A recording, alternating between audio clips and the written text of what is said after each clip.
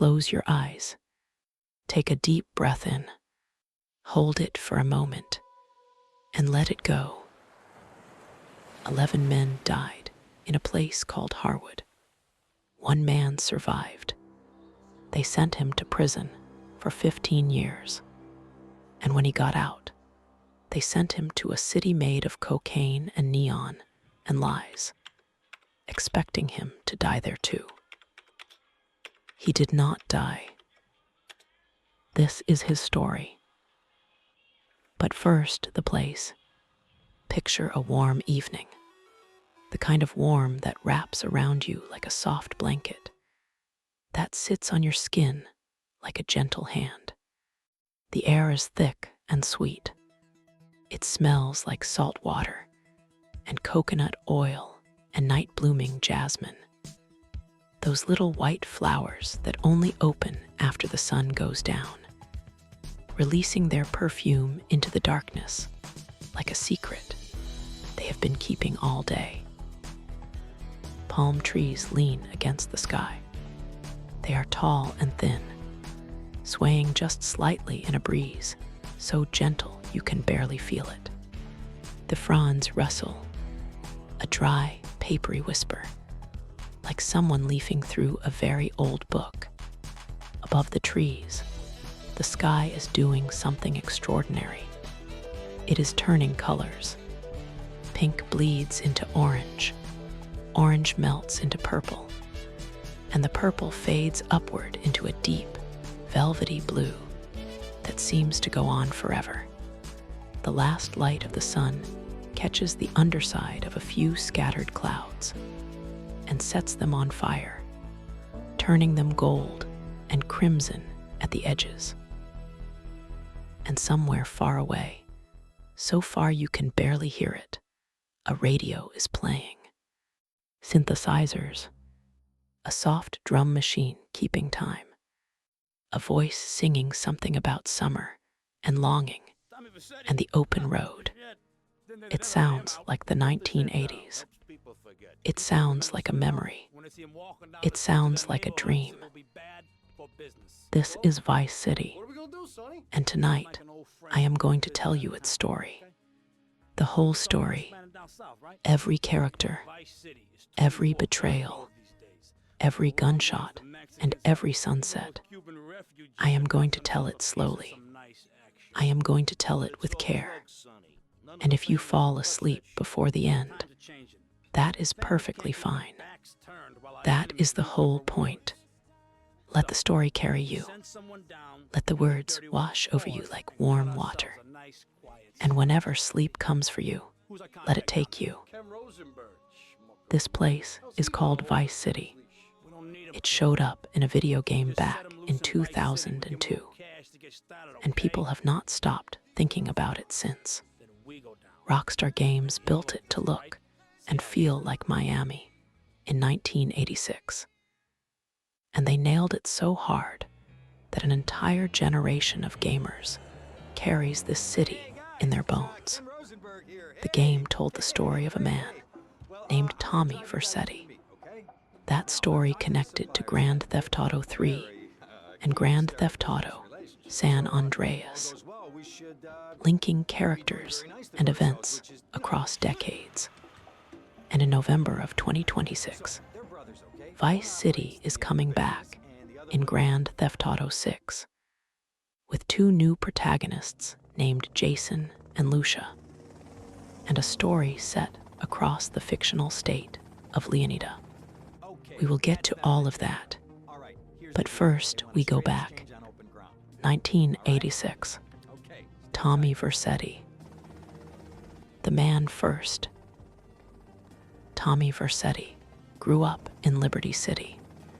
If you have played other Grand Theft Auto games, you know Liberty City. It is the series version of New York, a massive, sprawling gray metropolis packed with skyscrapers and traffic and noise. A city where the winters are brutal, where the wind comes off the water like a blade, where the streets always seem to be wet even when it has not rained. The sky in Liberty City is the color of old concrete. The buildings block out the sun. The air tastes like exhaust fumes and hot garbage and the metallic tang of the subway. This is where Tommy was born and raised, in the shadow of those buildings, among the kind of people who wore expensive suits to expensive restaurants, and then did terrible things in the hours after midnight. They were the mob, organized crime, families they called themselves, though the love in these families was conditional, and the punishments for disloyalty were permanent. Tommy worked for the Forelli family. They were one of the big Italian-American crime families in Liberty City, alongside the Leones and the Sindacos. If you played Grand Theft Auto 3, you might remember the Leone family, because they played a major role in that game. All three families operated in Liberty City, fighting over territory and money, and power the way wolves fight over a carcass. The Forleys were led by a man named Sonny Forelli. Remember that name. He is the thread that runs through this entire story, from beginning to end. In 1971, the Foreleys sent Tommy on a job. Go to a neighborhood called Harwood, they told him. Handle a problem.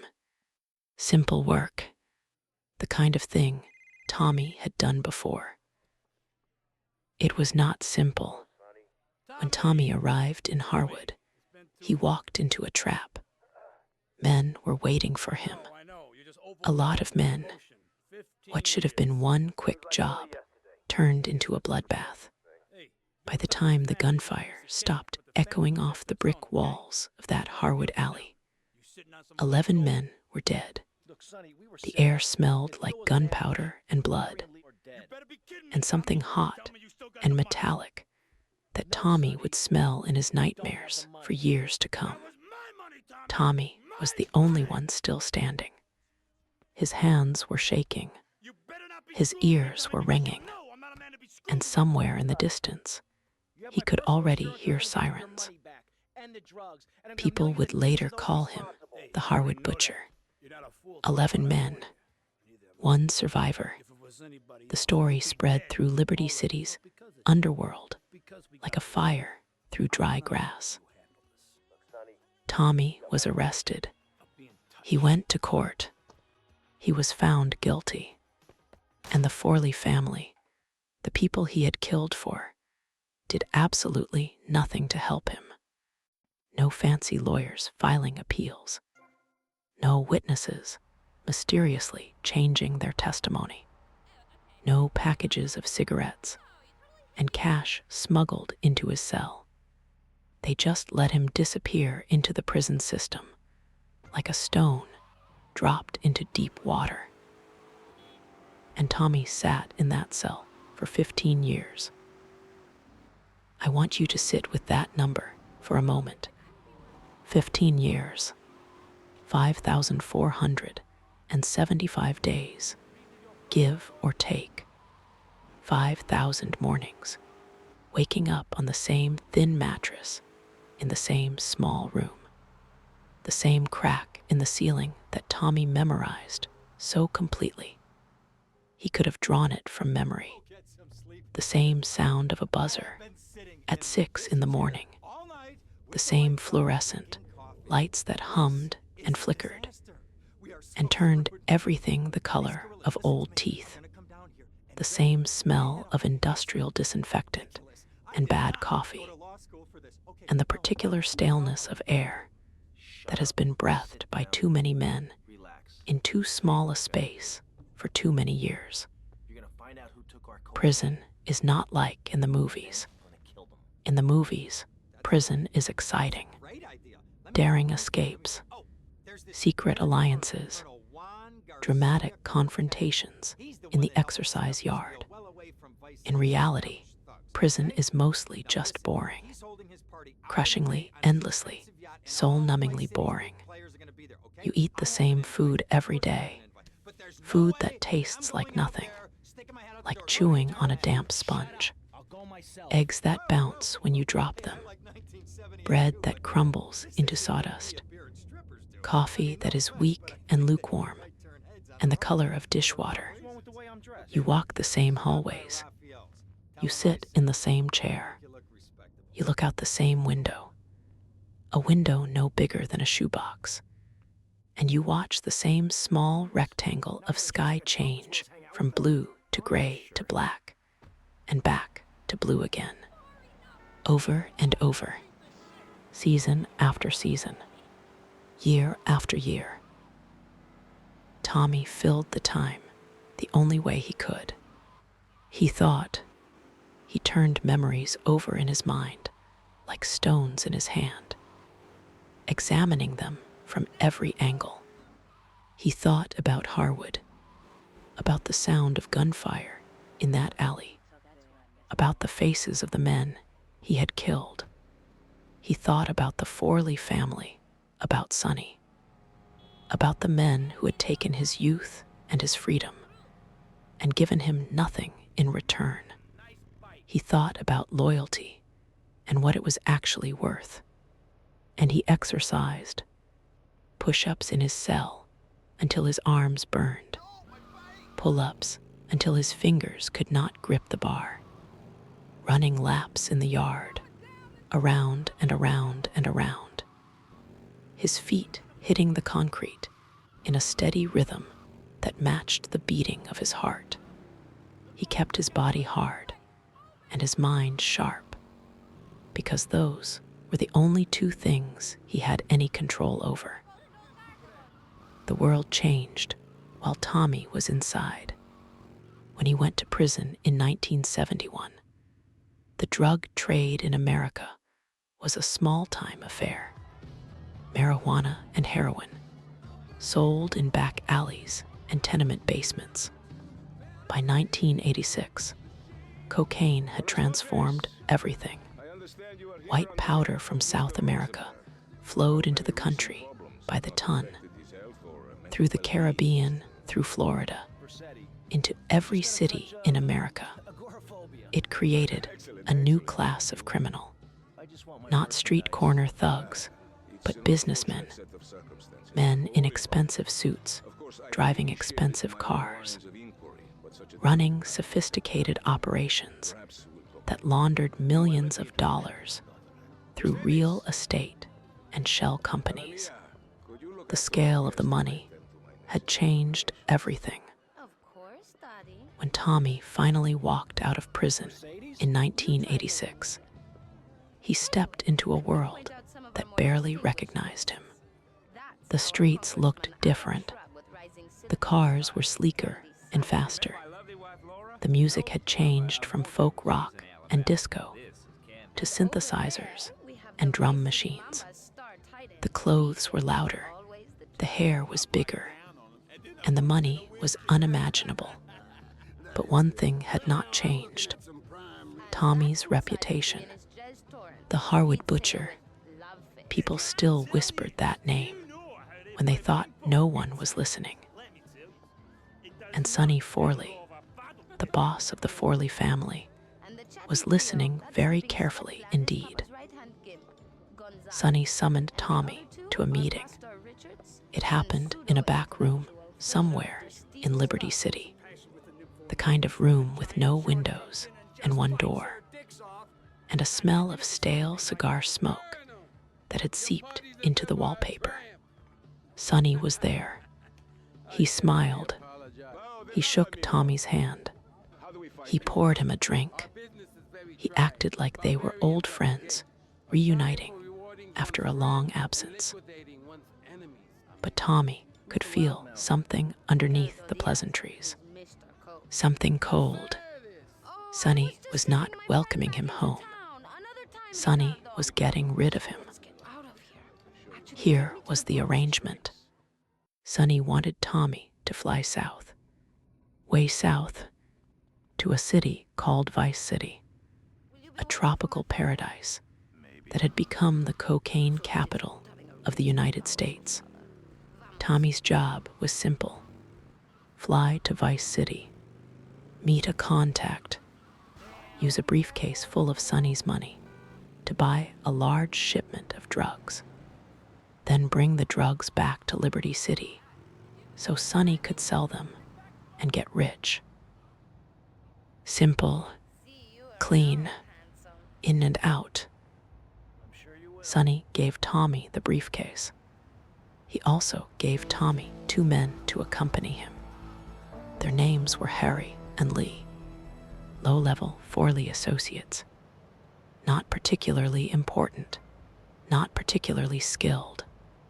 They were there to babysit Tommy as much as to help him. Tommy did not have much choice. He had no money, no friends, no home, no options. If Sonny was offering work, Tommy would take it. And besides, anything was better than Liberty City in winter. Anything was better than the cold and the gray and the memory of that prison cell. So Tommy boarded a plane heading south. He sat by the window. He watched Liberty City shrink below him. That gray grid of gray streets and gray buildings, getting smaller and smaller until it was just a smudge on the edge of the coastline. Then it was gone, swallowed by clouds, just white emptiness for a while. The plane hummed. The engines droned, a steady, even vibration that Tommy could feel in his chest. Then the clouds broke, and the world below turned green. Lush tropical green, not the thin, scraggly green of northern trees in summer, but the thick, vibrant, almost electric green of a place where things grew fast and wild and never stopped growing. Rivers wound through the landscape like silver ribbons. The land was flat and swampy and vast. And then the water appeared. Blue water, not the gray-brown harbor water of Liberty City. This was something else entirely. A blue so deep and pure it looked like paint, like someone had taken the most beautiful blue they could imagine and poured it across the earth from horizon to horizon. It sparkled, it glittered. Sunlight danced on its surface in 10,000 tiny points of white fire. The plane banked. Tommy's stomach shifted, and through the window he saw it. Vice City, a strip of land between the ocean and a bay. Pastel-colored buildings glowing in the afternoon light. Palm trees lining every street, their shadows stretching long across white pavement. Bridges connecting islands, beaches curving along the coast in smooth arcs of white sand. The whole city looked like a postcard, like a painting, like a place that could not possibly be real. The plane touched down. The doors opened, and the heat hit Tommy like a wall. Not the damp, dirty, oppressive heat of a Liberty City summer. This was different. This was warm air that wrapped around you like silk. It smelled like the ocean, like salt and seaweed, and something underneath that was sweet and floral, like the perfume of 1,000 flowers you could not see. The sun was brutally bright, painfully bright after 15 years of fluorescent lighting, and Tommy had to squint against it. But the brightness felt good. It felt like being alive. Vice City was nothing like Liberty City. Where Liberty City was gray, Vice City was a riot of color. Pink buildings and turquoise water and white sand and green palm trees, and a sky so big and blue it made you dizzy to look at it. Where Liberty City was cold, Vice City was perpetually, luxuriously warm. Where Liberty City smelled like exhaust and garbage, Vice City smelled like coconut and salt spray and bougainvillea, and the faint, sweet undertone of something rotting just beneath the surface of paradise. Because Vice City was not actually paradise. That was the trick. Under all that beauty, under the pastel buildings and the sports cars and the perfectly bronzed people, Vice City was one of the most dangerous places in America. The cocaine trade had transformed it. Money flowed through the city like water through a broken pipe, pooling in the pockets of drug lords and corrupt politicians and crooked cops. Every nightclub was a front for laundering cash. Every yacht in the marina had, at some point, been loaded with bales of white powder wrapped in plastic and duct tape. Every handshake hid a double cross, and every smile concealed a knife. Tommy stepped into this world with a briefcase full of someone else's money and a job to do. His first contact was a lawyer named Ken Rosenberg. Ken Rosenberg. What can I tell you about Ken Rosenberg? He was a short, nervous man in a suit that was always slightly too big for him. The sleeves hanging past his wrists, the collar loose around his neck, so that he looked like a kid wearing his father's clothes. He talked fast, absurdly fast, words pouring out of him in a continuous stream, tumbling over each other, one sentence crashing into the next before the first one had even finished. He sweated constantly, even by Vice City standards, where everybody sweated because it was always hot. Ken sweated an unusual amount. His forehead glistened. Dark patches appeared under the arms of his shirt by mid-morning. He carried a handkerchief that he used so often it was permanently damp, and he looked over his shoulder every few seconds, as though he expected someone to leap out from behind a potted palm and put a bullet in him. Ken Rosenberg was, by every outward measure, the least intimidating person in Vice City's criminal underworld. But he had one talent that kept him alive. He knew people. He knew the criminals, the cops, the politicians, the judges. He knew who was making deals with whom, who owed money to whom, which officials could be bribed, and exactly how much it would cost. In Vice City, where everything ran on connections and favors, Ken Rosenberg was the most connected man in town. Now, here is an interesting aside for those of you who know the wider Grand Theft Auto universe. Ken Rosenberg did not disappear after Vice City. He showed up again 6 years later in the timeline of the games, in Grand Theft Auto San Andreas, set in 1992. By that point, Ken's cocaine addiction had spiraled out of control. His friendship with Tommy had fallen apart, and he had been disbarred as a lawyer. He ended up in a rehab facility in the desert town of Fort Carson, San Andreas, where he crossed paths with the protagonist of that game, Carl Johnson. CJ, as everyone calls him, ended up helping Ken navigate a mess involving the mob. So if you have played San Andreas, You already know where Ken Rosenberg's story eventually leads. But tonight, we are meeting him in his prime, or whatever passed for his prime. In 1986, in Vice City, nervous, sweating, and useful as hell, Ken drove Tommy across town.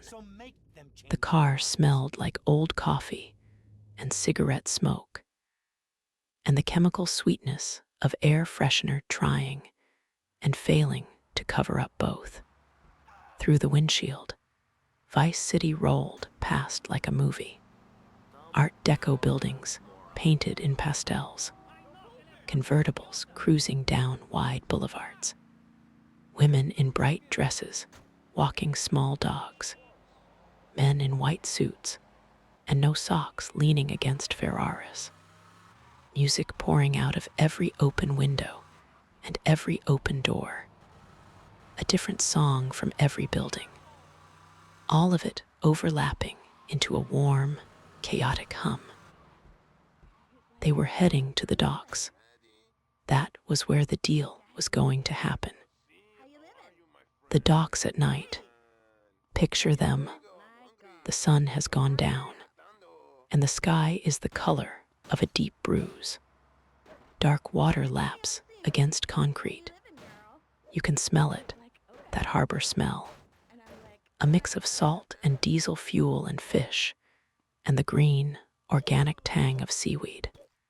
Stacks of shipping containers rise like metal walls, creating corridors and dead ends out of rusted steel. A few dim lights buzz overhead, surrounded by halos of moths that flutter and tap against the hot glass. The shadows are thick, the kind of shadows that swallow sound. Tommy was there. Harry and Lee were there. Ken was standing off to the side, looking like he wanted to be anywhere else on Earth, his hands jammed in his pockets, his eyes darting.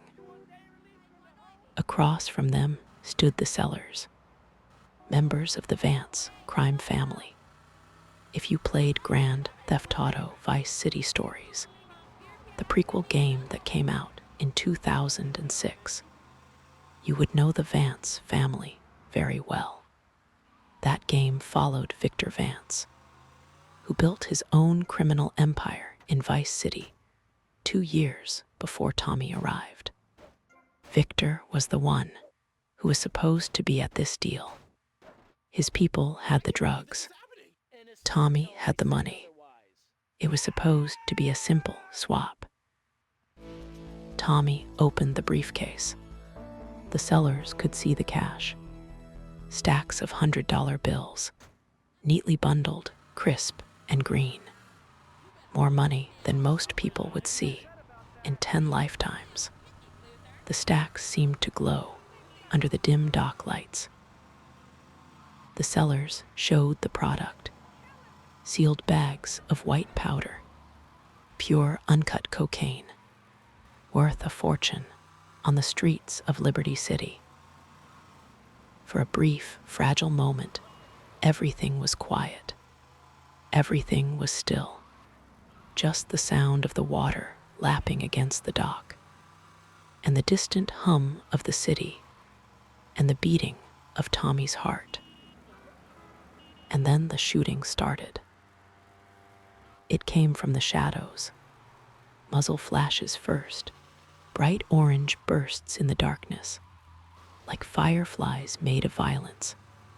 Then the sound, that sharp, cracking thunder of automatic gunfire, echoing off the metal containers, bouncing back and forth, until it sounded like the whole world was exploding. Harry went down first. He never even touched his weapon. 1 second he was standing there, alive, breathing, his hand halfway to his holster. The next second he was on the concrete, a dark pool spreading beneath him, his eyes staring at something nobody else could see. Lee made it 3 steps. He was reaching for the car when the bullets caught him. He spun and fell and did not get up. The Vance representatives dropped where they stood. Victor Vance himself was among the dead, the man who had built an empire in Vice City, the protagonist of an entire game, killed in the opening moments of another. That is how Vice City worked. Nobody was safe. Nobody was permanent. Your story could end between one heartbeat and the next. The briefcase of money was snatched by shadowy hands that appeared from the darkness and vanished just as quickly. The drugs disappeared with them. It was over in less than 30 seconds. 30 seconds of noise and fire and death. And then silence, broken only by the ringing in Tommy's ears and the distant wail of approaching sirens. Tommy did not freeze. A lot of people would have. But Tommy was a survivor. He had survived Harwood. He had survived 15 years in prison. He grabbed Ken Rosenberg, who was frozen solid, his mouth hanging open, no sound coming out, his face the color of old paper, and he dragged him behind a shipping container. Bullets sparked off the metal above their heads, bright white sparks that died instantly in the humid air. Tommy assessed the situation in seconds. He counted muzzle flashes. At least 4 shooters. Maybe more. They moved with precision. Coordinated. Professional. This was not a random robbery. This was a planned hit, executed by people who knew exactly when and where the deal was happening, and exactly what they were coming to steal. There was nothing to be done. Harry was dead. Lee was dead. The Vance men were dead. The money was gone. The drugs were gone. Tommy grabbed Ken by the collar and ran, zigzagging through the maze of containers, their footsteps echoing on concrete that was wet with salt spray and something darker. Behind them, the sounds of the ambush faded. Ahead of them, Vice City waited, vast and unknowing, its neon lights still blinking, its music still playing, its beautiful people still dancing in its beautiful clubs, unaware that everything had just changed. Tommy Vercetti had been in Vice City for less than a day, and he had already lost everything. He had to call Sonny. He did not want to. Every fiber of his being rebelled against it. But the money belonged to Sonny. And Sonny was not the kind of man you kept waiting for bad news. The longer you waited, the worse it got. Like a wound that you did not clean. Like a fire you did not put out. Tommy stood in Ken Rosenberg's office. It was a small, cluttered room in a cheap building on the wrong side of Vice City. Papers everywhere, stacked in unsteady towers on the desk, on the chairs, on the floor. A ceiling fan wobbled overhead, pushing the hot air around without actually cooling anything. The walls were covered in diplomas and framed newspaper clippings, and a calendar that was 3 months out of date. The whole place smelled like old coffee, cigarette smoke, and the sharp, acrid scent of fear. Tommy picked up the phone. He dialed the number. It rang twice. Sonny answered. Tommy told him everything. Straight. No sugarcoating. The deal was ambushed. The money was stolen. The drugs were taken. Harry and Lee were dead. Tommy did not know who was responsible, but he was going to find out. The silence on the other end of the phone lasted 3 seconds. 3 seconds that felt like 3 hours. Tommy could hear Sonny breathing, slow and controlled, the breathing of a man who was choosing his words very carefully. Then Sonny spoke. He said he wanted his money back. He wanted the drugs. He wanted the name of whoever did this. And he made it clear, without saying the words directly, that if Tommy failed to deliver these things, the consequences would be severe. The kind of consequences that ended with someone buried in the Everglades. Tommy hung up. He stared at the ceiling. He was in an impossible position, stranded in a city he did not know, with no money, no weapons, no allies, no backup. A mob boss in Liberty City breathing down his neck. And somewhere out there, the people who had set up the ambush, walking around with a briefcase full of cash and bags of cocaine that belonged, technically, to one of the most dangerous men on the eastern seaboard. Most people would have run, caught a bus to a small town in the middle of nowhere, and started over with a new name and a fake past. Tommy Vercetti was not most people. He turned to Ken and asked a simple question. Who in Vice City had the power and the connections and the motivation to set up an ambush like that? Ken swallowed. His throat clicked, and then slowly, nervously, he started to talk. The first name Ken gave him was Colonel Cortez, Colonel Juan Garcia Cortez, a retired military officer from a country in South America that nobody talked about too specifically.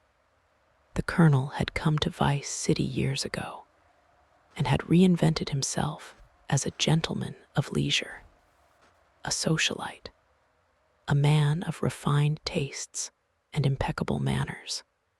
He lived on a yacht, not just any yacht, a yacht that made other yachts feel inadequate.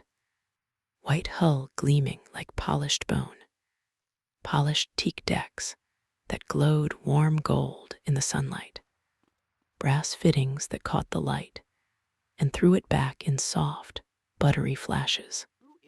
The whole thing smelled like expensive wood polish and sea salt and the faint, lingering ghost of Cuban cigars.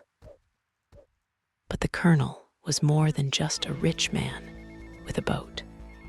Underneath the white linen suits and the aristocratic charm, Cortez was an arms dealer. He sold weapons, serious weapons, military hardware, the kind of things that came in crates with stenciled numbers on the side and could change the outcome of a small war.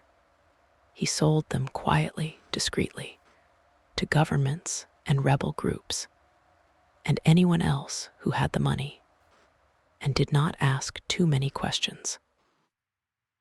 Most importantly for Tommy, Colonel Cortez was the man who had brokered the drug deal at the docks. He was the middleman, the one who had connected Tommy's people with the Vance family. If anyone knew who had attacked the deal and stolen the money, it was Cortez. Tommy went to see him. The colonel greeted Tommy with a warm smile and a firm handshake, and a glass of champagne that cost more per bottle than most people earned in a week. He spoke softly, precisely, in an accent that sounded like music played on silk. He wore a white linen suit so clean, and pressed it seemed to glow. He smelled like sandalwood and leather, and something faintly metallic that might have been gun oil. Cortez told Tommy he would help him find out who was behind the ambush. But first, Tommy would need to do some favors. That was how Vice City worked. Nothing was free. Everything was a trade. A favor for a favor. An answer for an errand. The economy of the underworld ran on mutual obligation, and Cortez was its most sophisticated banker. Tommy agreed. He ran jobs for the colonel. He retrieved stolen goods from rival dealers. He dealt with men who had betrayed Cortez's trust, which in the arms trade was both rare and fatal. He proved himself capable and reliable, and most importantly, ruthless when the situation demanded it. And with each job, Cortez gave Tommy another piece of the puzzle. A name here, a location there, a phone number, a rumor.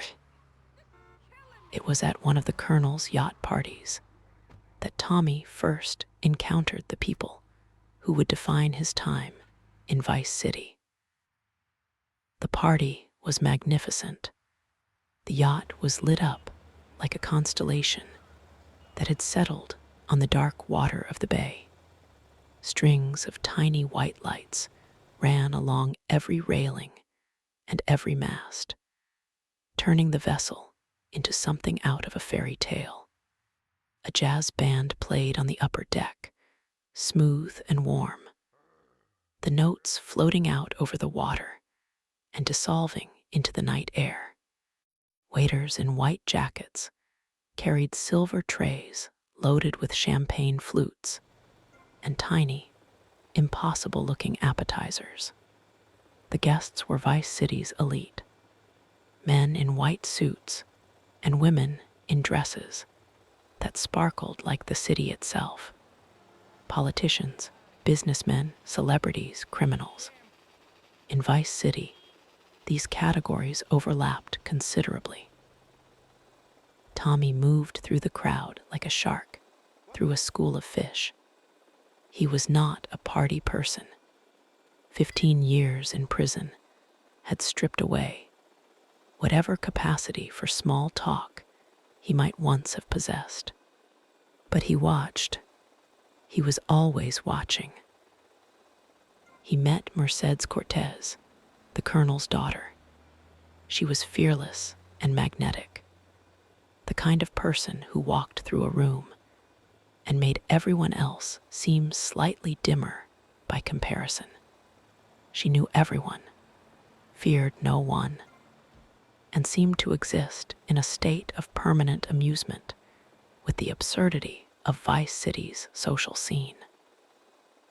He met a man named Gonzalez, a local politician, sweaty, nervous, the kind of man who got into politics because he thought it would make him rich, and then discovered, too late, that the people who made politicians rich also expected things in return. Tommy could smell the guilt on him. It came off Gonzalez like cheap cologne.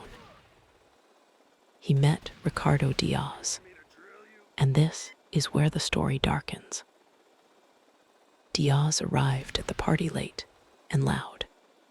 He walked up the gangplank like he was walking onto a stage, arms spread wide, voice booming. He wore a Hawaiian shirt that probably cost more than most people's cars. The fabric splashed with bright tropical flowers in reds and yellows and electric blues. Gold chains hung from his neck. Gold rings crowded his fingers. A gold watch the size of a small clock sat on his wrist, catching the light with every gesture. He laughed too hard at everything. He slapped people on the back hard enough to stagger them. He called everyone my friend, in a voice that was warm on the surface and absolutely empty underneath. His smile never reached his eyes. Tommy watched Diaz carefully. There was something about the man. Under all the gold and the volume and the backslapping friendliness, there was something cold, something calculating, something dangerous. And Tommy met Lance Vance. Lance Vance was hard to miss.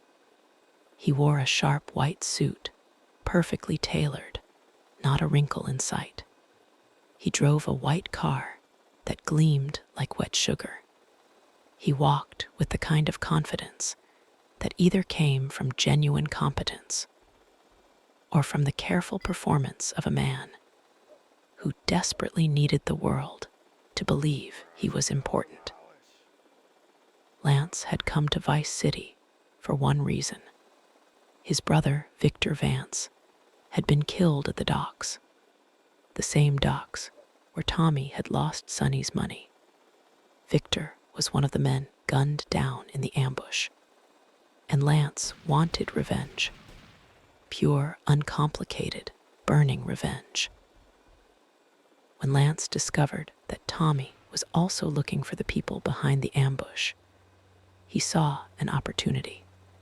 Same enemy, same questions. It made sense to work together. So Tommy and Lance became partners. They were nothing alike. Tommy was quiet, methodical. He moved through problems the way a surgeon moves through an operation, with precision and patience, and no wasted motion. He kept his emotions locked away in a place where they could not interfere with his judgment. When Tommy made a plan, he thought 3 steps ahead and had a backup for his backup. Lance was the opposite. He was loud and emotional and impulsive. He acted on instinct and cleaned up the mess later. He wanted everything immediately. Answers now, justice now, revenge now. Patience was a foreign language to Lance Vance. But the partnership worked. At first, Tommy had the discipline. Lance had the local knowledge. Tommy knew how to fight. Lance knew where to look. Together, they began pulling at the threads of the mystery.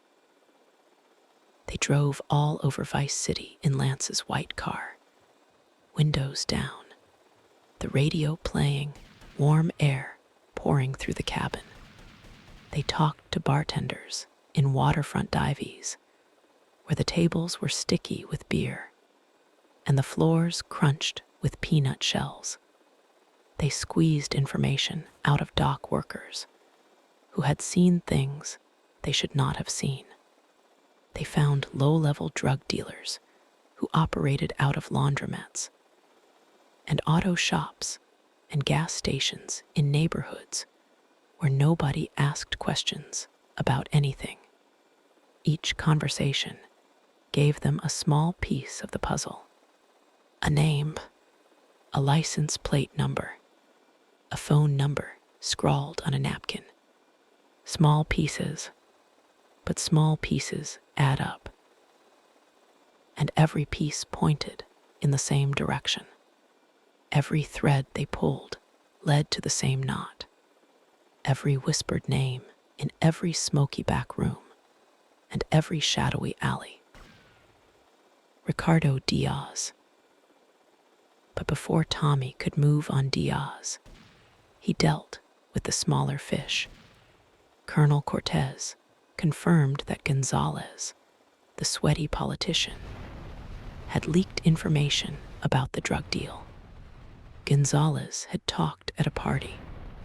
He had mentioned the deal to people he should not have trusted, and the information had traveled from one mouth to another like a rumor in a schoolyard. getting more dangerous with every telling, until it reached someone who decided to do something about it. Tommy paid Gonzalez a visit, found him in his apartment, a fancy place high up in one of Vice City's nicer buildings, with a view of the ocean through floor-to-ceiling windows. Gonzalez knew why Tommy was there. He could see it in Tommy's eyes. He started talking immediately. Fast, desperate, spilling everything he knew. But Gonzalez was just a leak. The water came from somewhere else, and that somewhere else was a mansion on Starfish Island. Tommy needed to get close to Diaz, and to get close, he needed to be useful. Through Cortez's connections, Tommy got an introduction to Ricardo Diaz. The drug lord was suspicious at first. He was suspicious of everyone, all the time, to the point where his paranoia was a kind of weather system that everyone around him had to constantly navigate. But Tommy was good at his work, really good. Diaz needed capable men. The drug trade was a violent business, and Diaz was constantly fighting to maintain his position against rivals, competitors, and the general entropy of a world built on lies and powder. So Tommy started working for Ricardo Diaz. Diaz lived in a mansion on Starfish Island, the wealthiest neighborhood in Vice City. The island sat in the middle of the bay, connected to the mainland by bridges. The houses were enormous. Swimming pools shaped like guitars, tennis courts that nobody used, private docks with speedboats worth more than most people's homes.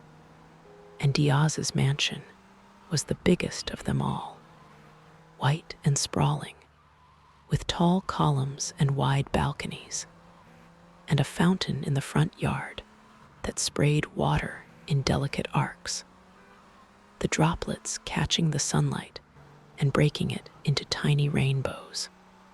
Armed guards stood at every entrance. Security cameras peered from every corner.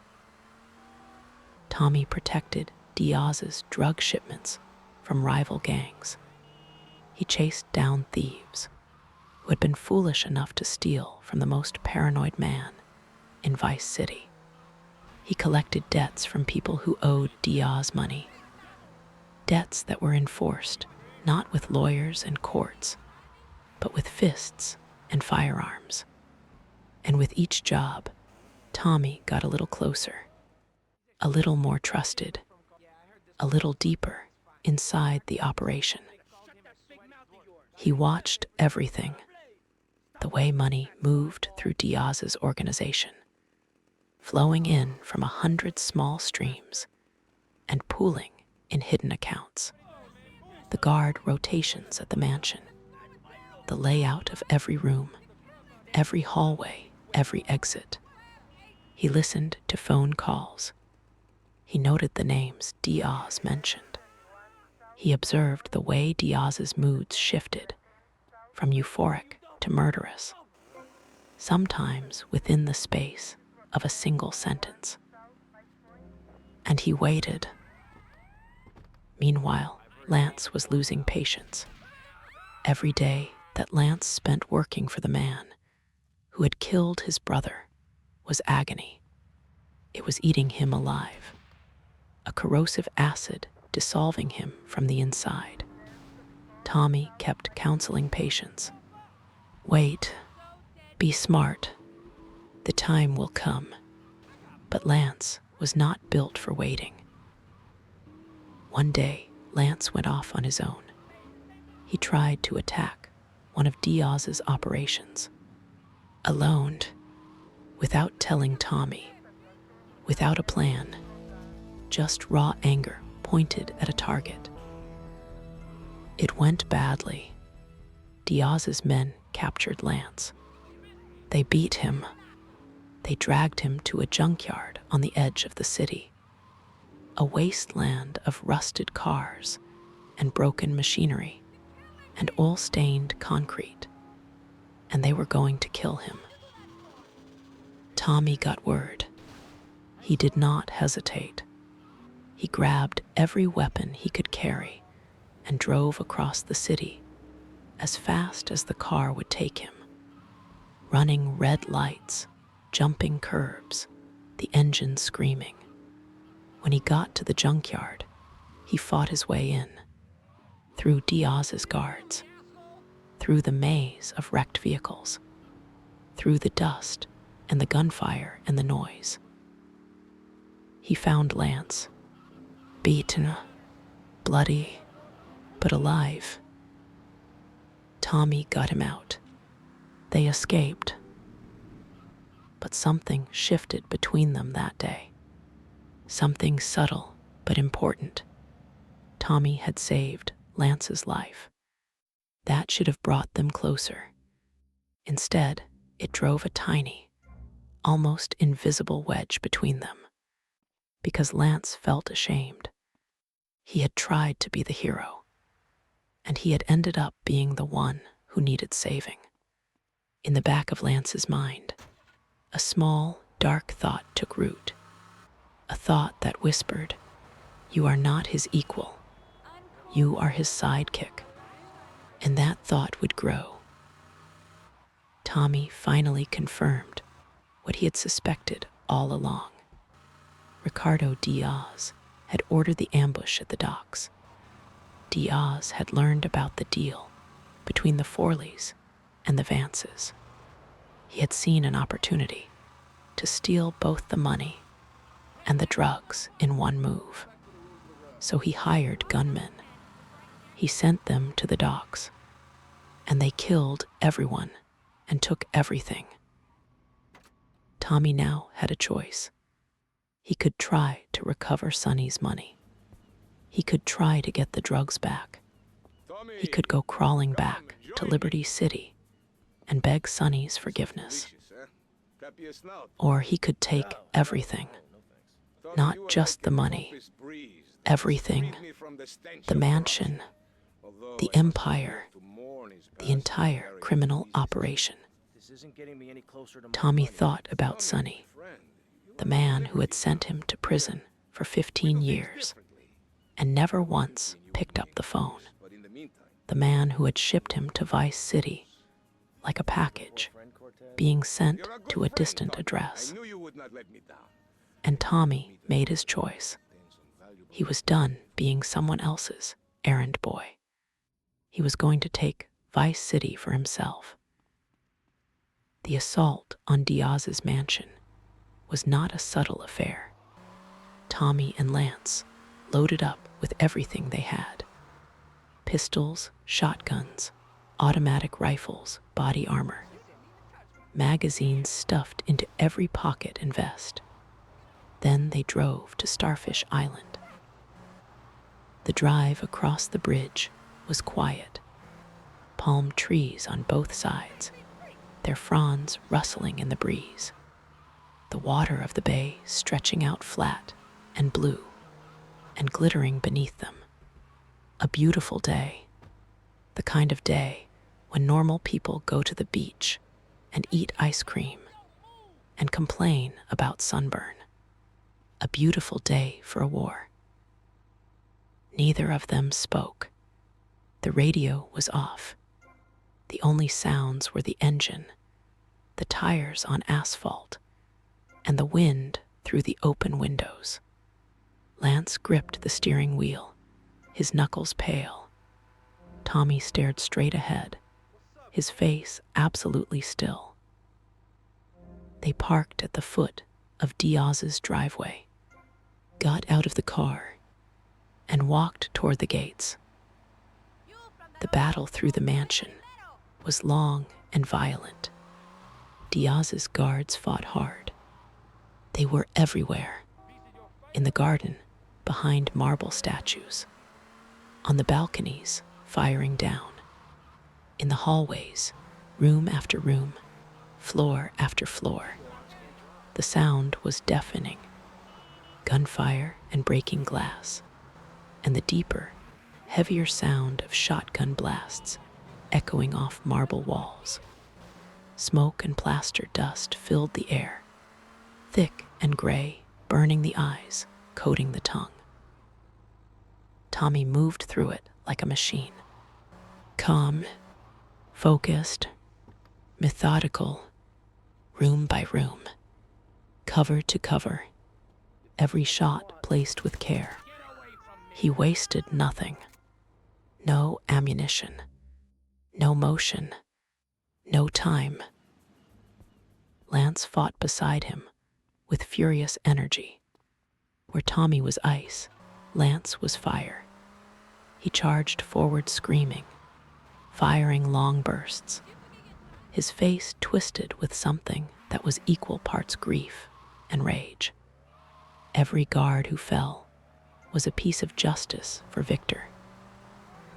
They pushed through the mansion, through rooms full of expensive art, now shattered by bullets, through a hallway where a crystal chandelier had crashed to the floor and lay in 1,000 glittering pieces, past the swimming pool, where the water had turned an ugly shade of pink, through the collection of exotic cars, Ferraris and Lamborghinis, now pockmarked with bullet holes.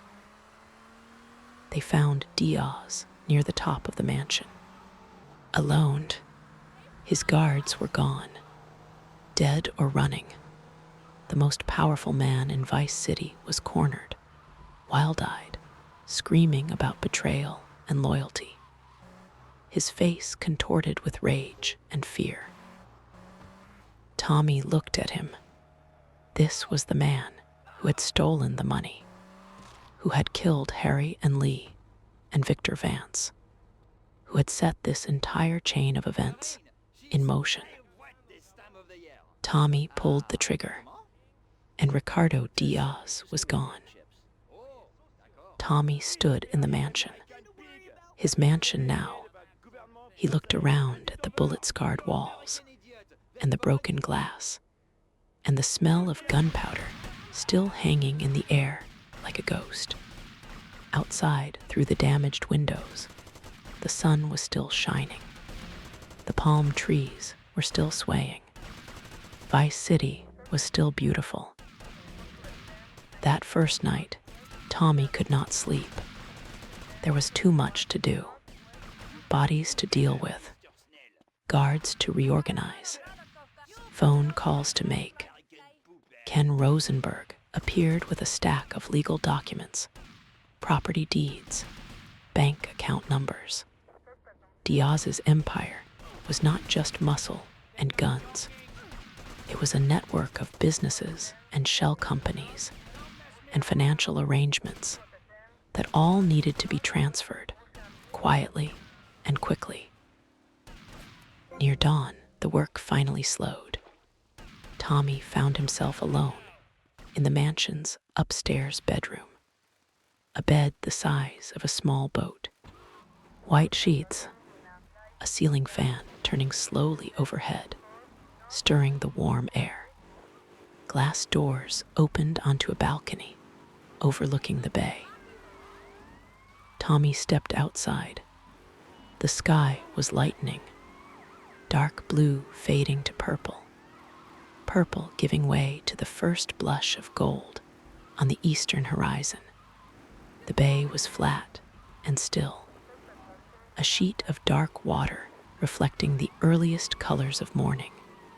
A pelican glided low across the surface, its wings almost touching, and then it was gone. Tommy put his hands on the railing. He breathed, salt air, flowers, the faint ghost of gunpowder. 6 months ago, he had been in a prison cell, looking at the world through a window no bigger than a shoebox. Now he was looking at an entire city, His city. He went inside, lay down on the bed, and slept. What followed was a period of building, not with bricks and concrete, but with businesses and connections, and the careful, methodical accumulation of power. Tommy understood something that Diaz never had. It was not enough to be the biggest, loudest criminal in Vice City. You had to be woven into the fabric of the city itself. You had to become so embedded that removing you would tear a hole in the city's economy that nobody could afford. With Ken Rosenberg handling the legal side, Tommy began acquiring businesses across Vice City. Each one served two purposes. On the surface, a legitimate business, customers, revenue, tax returns, everything clean and legal and boring. But underneath, each business was a node in Tommy's criminal network, a way to move money, a way to extend influence, a way to keep watch. He bought the Malibu Club, the hottest nightclub in Vice City. It sat on the waterfront, a temple of neon and bass. The dance floor pulsed with colored lights from below. A disco ball turned overhead, scattering fragments of light like a slow-motion explosion of stars. The music never stopped, synthesizers climbing into the high notes, drum machines keeping a beat so infectious you could not help but move to it. The bar stretched along one wall, chrome and glass, lit from underneath with a cool blue glow. Bartenders poured drinks with the practiced speed of people who had been doing it so long it had become a kind of dance. Whether the Malibu Club will appear in Grand Theft Auto 6 is not confirmed. But given that the game is set in Vice City, it would be genuinely surprising if Rockstar did not include some version of it, even if it is just a sign on a building or a name on a map. The Malibu Club is too iconic to ignore. Tommy used the Malibu as a base for one of his most ambitious operations, a bank robbery. He assembled a crew. Cam Jones, a safecracker fresh out of prison, whose fingers could open any lock ever built. Hillary King, a getaway driver who was the best behind the wheel in Vice City, but who talked about death constantly, as though by naming it often enough he could keep it at arm's length. And Phil Cassidy, a war veteran who loved guns more than he loved most people, and who would later lose an arm in a moonshine explosion, but would not let that slow him down for even a minute. Phil Cassidy, by the way, is another character who transcended Vice City. He appeared in Grand Theft Auto 3, set in Liberty City in 2001, and also in Vice City Stories, the prequel, where he featured in 11 different missions. He is one of those characters who links the games together, popping up in different cities and different decades. Always the same loud-mouthed, gun-obsessed, perpetually half-drunk war veteran. Phil's compound on the edge of Vice City was a small arsenal, guns on every wall, ammunition stacked in wooden crates. The place smelled like gun oil and whiskey, and the sharp, acrid scent of cordite that never quite faded. Phil loved those guns, the way other people loved their children. But Phil had a sideline: moonshine, homemade liquor. He had built a still out behind his compound, a rickety collection of copper pipes and glass jars and rubber tubing that looked like a science experiment designed by someone who had failed science. Phil was no chemist. He just liked making things strong enough to, as he put it, put hair on your chest. Tommy was there the day it went wrong. He had come to pick up weapons. Phil was showing off his latest batch, holding a jar of clear liquid up to the light, and talking about how this one was going to be the strongest yet, how it was going to blow people's minds. It blew up something, all right. There was a flash, then a bang, the kind of bang you feel in your ribs before you hear with your ears. Heat and light, and a concussive wave that knocked Tommy backward off his feet. When he looked up, the still was gone, just a smoking crater and scattered debris, and the sharp, terrible smell of burning chemicals.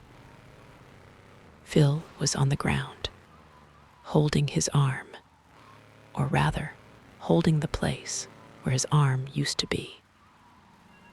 Tommy did not panic. He picked Phil up, put him in a car, and drove.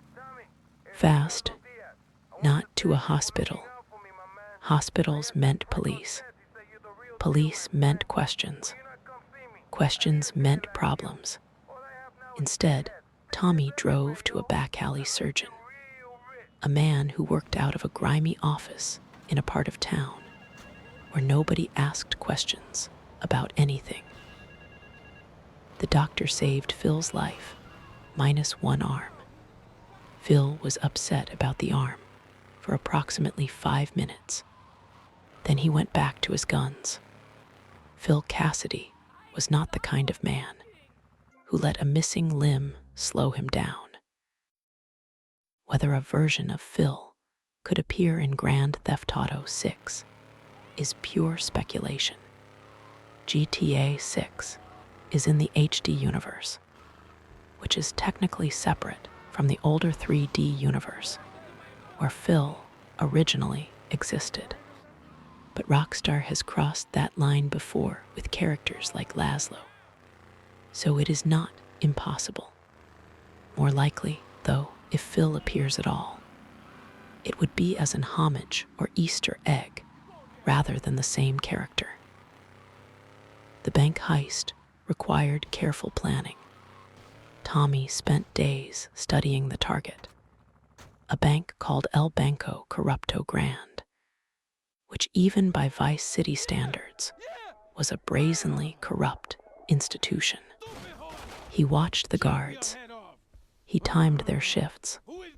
He mapped the security systems. He planned every step from entry to exit. The day came. Cam cracked the vault with fingers that moved like a pianist's, quick and precise and certain. Phil stood by the door with a very large gun and a very serious expression. Tommy filled bags with stacks of bills. Then the alarms went off. Then the police arrived. Then Hillary put the car in gear and drove like a man possessed, tearing through Vice City streets, police cars screaming behind them, helicopters thudding overhead, tires squealing around corners at speeds that turned physics into a polite suggestion. They got away with the money, but Hillary did not make it. The driver who had talked about death every day of his life met it on a sunny Vice City afternoon, behind the wheel of a car, going faster than anyone should go on a city street. Tommy paused when he heard the news. Just a moment. Then he moved on. In Vice City, you could not stop for the dead. You could only keep going.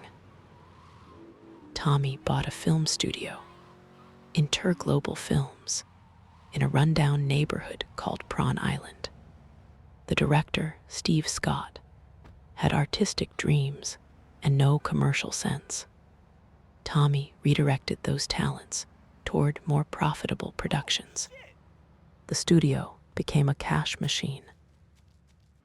He bought the print works, an old building full of ancient printing presses that had once produced newspapers. Tommy put those machines to a different use. Counterfeit money. The old printer who ran the operation was a craftsman. He adjusted the ink and the paper and the pressure with the patience of a watchmaker until the bills that came off the press were virtually indistinguishable from the real thing. They smelled like fresh ink and warm paper and the possibility of ruin. He bought a boatyard, giving him control of Vice City's waterways. In a city shaped by water, a city where the ocean on one side and the bay on the other defined everything. Boats were power. The boatyard itself was a weathered, salt-stained place on the edge of town, all peeling paint and creaking docks, and the smell of fiberglass resin and outboard motor oil. Seagulls perched on the pilings and screamed at each other. The water beneath the docks was dark green and murky, slapping lazily against the wooden posts. But Tommy did not buy the boatyard for its charm. He bought it for what it could do. Late at night, when the Coast Guard was looking the other direction, Tommy's boats would slip out of the harbor. No running lights, just dark shapes moving across dark water, guided by the glow of the city behind them and the stars above. They would meet larger vessels anchored offshore, freighters and cargo ships, with holds that contained things that never appeared on any manifest. Packages changed hands in silence. Money changed hands in silence. And by sunrise, the boats were back at their moorings, bobbing gently in the morning light, innocent as bath toys. He bought an ice cream factory. This one sounds innocent. The factory itself was a real operation. It sat in a squat, white building on a side street, with a loading dock where trucks came and went all day. Inside, the air was cold, a shock after the perpetual heat of Vice City, and it smelled like sugar and cream and the synthetic sweetness of artificial vanilla. Machines hummed, conveyor belts carried popsicles, and ice cream bars through freezing chambers. Workers in hairnets and white coats moved between the stations with the bored efficiency of people who had been doing the same job for years. The trucks loaded up every morning and drove routes through Vice City's neighborhoods, playing their cheerful little melodies through tinny speakers on the roof. Those songs, you know the ones, simple, repetitive tunes that Pavlov would have admired, training every child within earshot to come running with pocket change in their fists. Kids lined up at the window. Popsicles, cones, those little cups with the wooden spoons, normal ice cream truck stuff. But there was another window, around the other side, where nobody walking by could see. And from that window, the trucks sold drugs. It was ingenious, in a way that was also deeply disturbing. Nobody questioned an ice cream truck cruising slowly through a neighborhood. Nobody looked twice. The music was camouflage. The children were camouflage. The whole operation hid in plain sight. wrapped in the innocence of a summer treat. He bought a taxi company, Kaufman Cabs, an interesting name, by the way. It is a reference to Andy Kaufman, the comedian who played a taxi driver on the famous television show Taxi. Classic rock star humor, hiding references inside references. The taxi company became Tommy's intelligence network. Yellow cabs cruising every street, picking up passengers, dropping them off. Normal taxi stuff. But Tommy's drivers were more than drivers. They were watchers, listeners. A businessman gets in and makes a phone call in the back seat, talking about a deal, a shipment, a meeting time, not realizing that the driver is memorizing every word. A politician gets dropped off at a restaurant and meets someone unexpected, and the driver notes who it is. A rival gang member hails a cab, and the driver tracks where he goes, what neighborhood he walks into, what building he enters. Hundreds of eyes and ears rolling through the city on four wheels, seeing everything, hearing everything, better than any wiretap, better than any surveillance camera, because nobody suspects the taxi driver. Along the way, Tommy made allies. Avery Carrington, a Texan real estate developer with a big hat and an even bigger appetite for profitable manipulation. Avery taught Tommy that the value of a building depended on what was around it. Make the neighborhood bad, buy the property cheap, then make the neighborhood good again. Ruthless, effective, completely amoral. There was Umberto Ribena, the leader of the Cuban gang in Little Havana. Loud, proud, everything was a test of manhood with Umberto, but his gang had soldiers and territory, and they were at war with the Haitian gang, which gave Tommy a conflict he could exploit. The Haitians were led by Auntie Poulet, a small, quiet old woman who seemed like somebody's grandmother, the kind of woman who would make you soup when you were sick and tell you stories about the old country while you ate it. She had kind eyes and a warm smile, and a soft, musical voice that felt like a lullaby. She was none of those things. Auntie Poulet invited Tommy to her home. It was a small house in Little Haiti, crowded and dim. Dried plants hung from the ceiling in bundles, their leaves crackling and papery. Candles flickered in every corner, their flames throwing unsteady shadows that danced on the walls. Bottles of different colored liquids lined the shelves, greens and reds and dark browns, their contents mysterious and faintly unsettling. The air was thick with the smell of incense and herbs, and something earthy and old that seemed to come from the walls themselves. She offered Tommy a drink. Something herbal, she said. Good for you. Homemade. Her smile was warm as she handed him the cup. The liquid inside was greenish-brown and smelled like flowers and tasted like candy, sweet and warm going down. Tommy drank it. That was his mistake. The drinks were drugged, some kind of mixture, some concoction of herbs and chemicals that made Tommy's mind go soft and foggy, like looking at the world through a window smeared with petroleum jelly. His thoughts slowed, his will weakened. He became suggestible.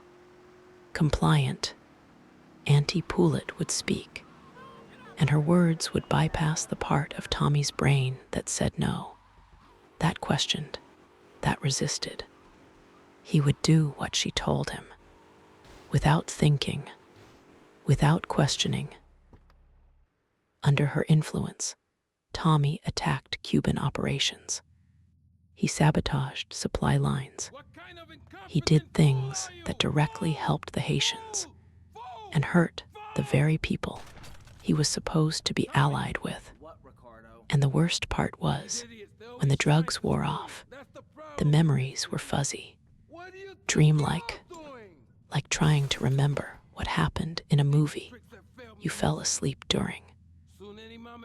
When Tommy finally shook off the fog completely, when his mind cleared, and he saw the full picture of what had been done to him, a cold, quiet fury settled over him like frost. He had been controlled, manipulated, used like a puppet on strings, by a small old woman with herbal tea and a grandmother's smile. He cut ties with Auntie Poulet immediately.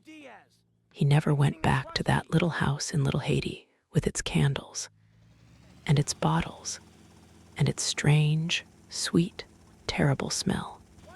It was another lesson, the most important lesson Vice City had to teach.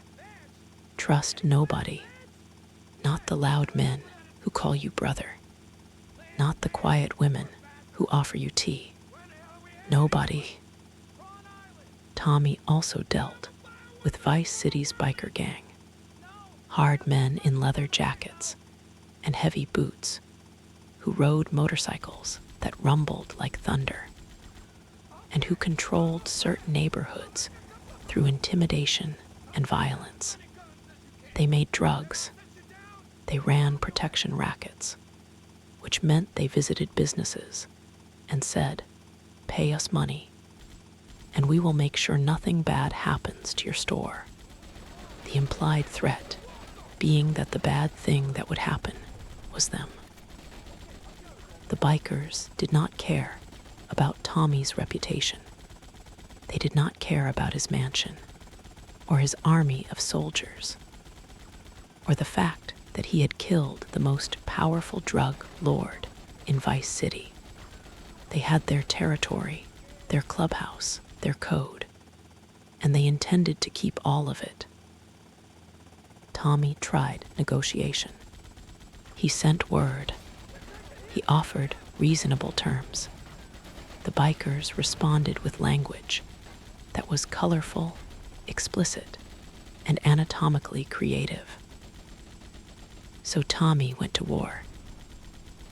First, he studied them, found their weak points, disrupted their supply chains, stole their shipments, scared off their customers, made it clear to everyone who did business with the bikers that doing so was a good way to end up dead.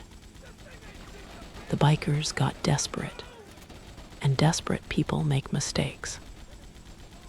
The final assault was at their compound, a fortified clubhouse on the edge of town, surrounded by chain-link fences topped with razors of barbed wire that glinted in the sun. Motorcycles were parked in neat rows outside, chrome catching the light. The air smelled like engine oil and stale beer and hot asphalt. Music blared from inside, heavy and loud, the bass thumping through the walls. Tommy hit them at night, fast and hard. The battle raged through the compound, through the parking lot full of gleaming bikes, through the bar with its pool tables and neon beer signs, through the back rooms and storage areas. It was loud and messy and violent. But Tommy prevailed.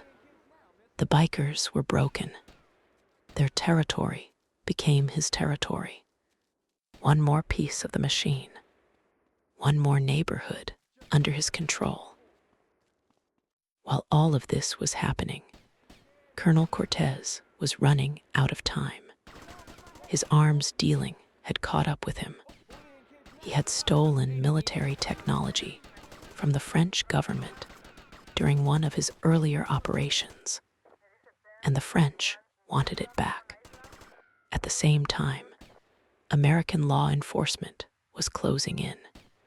The FBI, the DEA, agencies with three-letter names and unlimited patience.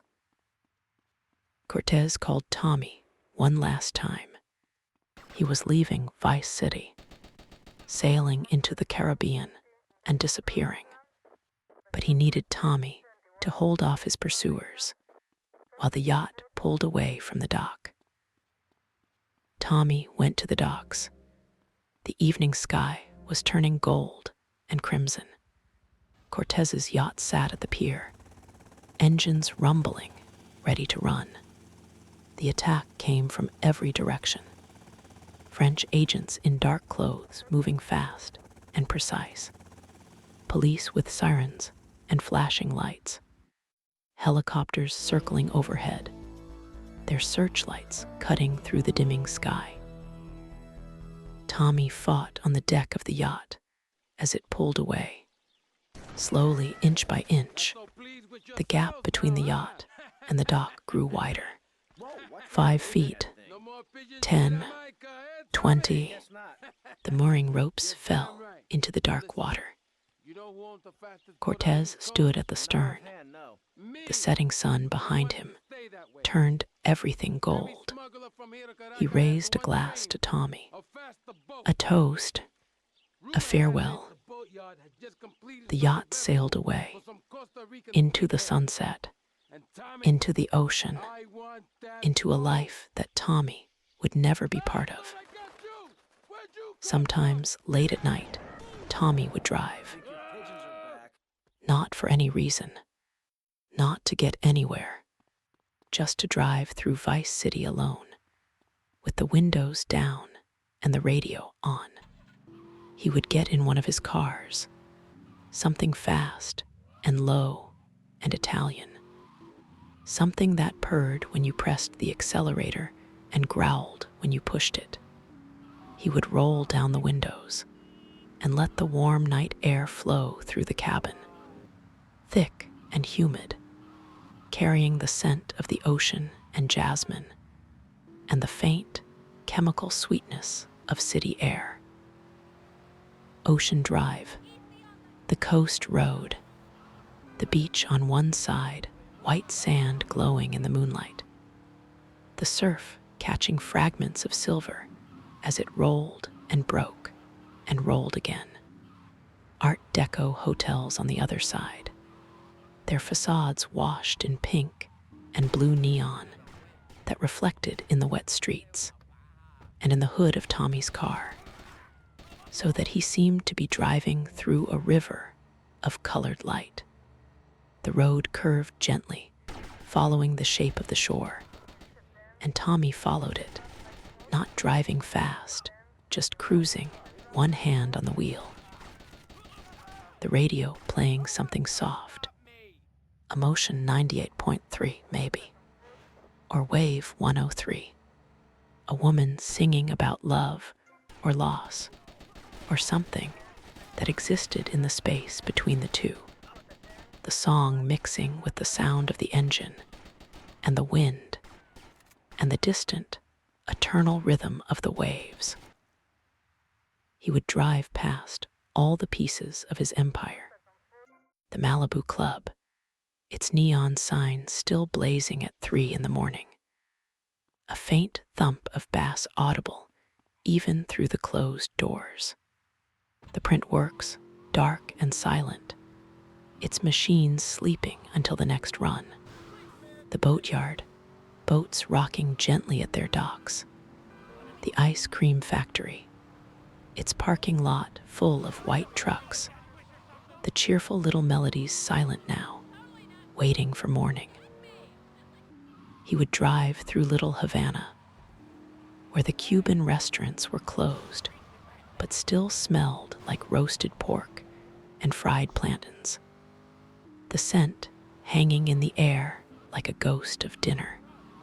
Through downtown, past glass towers that reflected the moon, over the bridges, where the dark water of the bay stretched out beneath him, impossibly black, with only the shimmering reflections of the city lights to give it shape.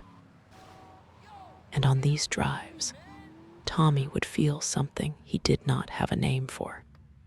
Not happiness exactly, not sadness, something heavier and stranger, like standing at the top of a mountain after a long climb and looking at everything below you and knowing that you built it. All of it, from nothing. It was his city.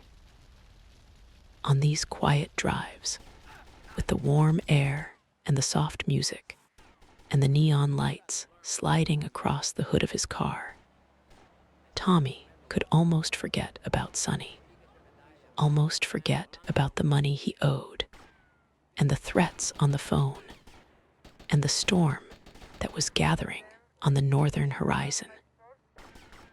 Almost, but not quite. Back in Liberty City, Sonny Forelli was getting angry. Weeks had become months. The small payments Tommy sent were nothing compared to what Sonny believed he was owed. And Sonny had spies in Vice City. They told him about the mansion on Starfish Island, about the businesses, the nightclub, the film studio, the taxi company, the ice cream factory, the print works, all of them making money, all of them belonging to Tommy. Sonny could see what was happening. Tommy was not working for the Forleys anymore. Tommy was working for Tommy, and the money that should have been flowing north was staying south. In Tommy's pockets, in Tommy's empire. The phone calls grew more frequent, more threatening. Where is my money, Tommy? When am I going to see my share? Do not forget who you work for. Tommy stalled. He promised. He bought time. And late one night, he drove to the print works. The building was dark, except for a single light burning in the back room where the old printer worked. Tommy told him what he needed. A lot of money, enough to fill several briefcases, enough to convince a very dangerous man that he was being paid what he was owed. The old printer looked at Tommy over his reading glasses. He did not ask questions. He never did. He just nodded and went to work. The machines started up. That deep, rhythmic, hypnotic sound. The clank and hum of heavy rollers turning. Paper feeding through. Ink pressing down. The smell of fresh ink filled the room, sharp and chemical and oddly satisfying. Tommy sat on a wooden chair in the corner and watched. He watched the bills come off the press, one sheet at a time. Each sheet was examined, held up to the light, compared to a real bill taped to the wall above the workbench. Perfect, every single one. They worked through the night. The stacks grew, bundle after bundle of fresh, perfect-looking $100 bills, still warm from the press. They smelled like ink and paper, and the particular metallic tang of ambition. By dawn, the briefcases were full. Tommy closed the latches and drove home through the early morning streets, the city around him just beginning to stir, the sky above him turning from black to purple to the first pale wash of gold. The trap was set. It was a desperate plan. If Sonny figured out the money was fake, there would be war. But Tommy was running out of options. And Tommy had never been the kind of man who ran from a fight. And then the worst thing happened. Lance Vance betrayed him.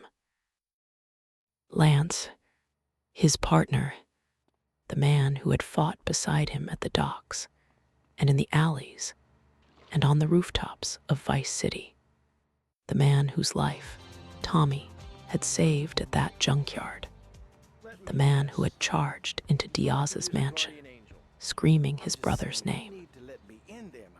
That Lance, he went to Sonny. Why? Because Lance was angry. Because Lance felt invisible.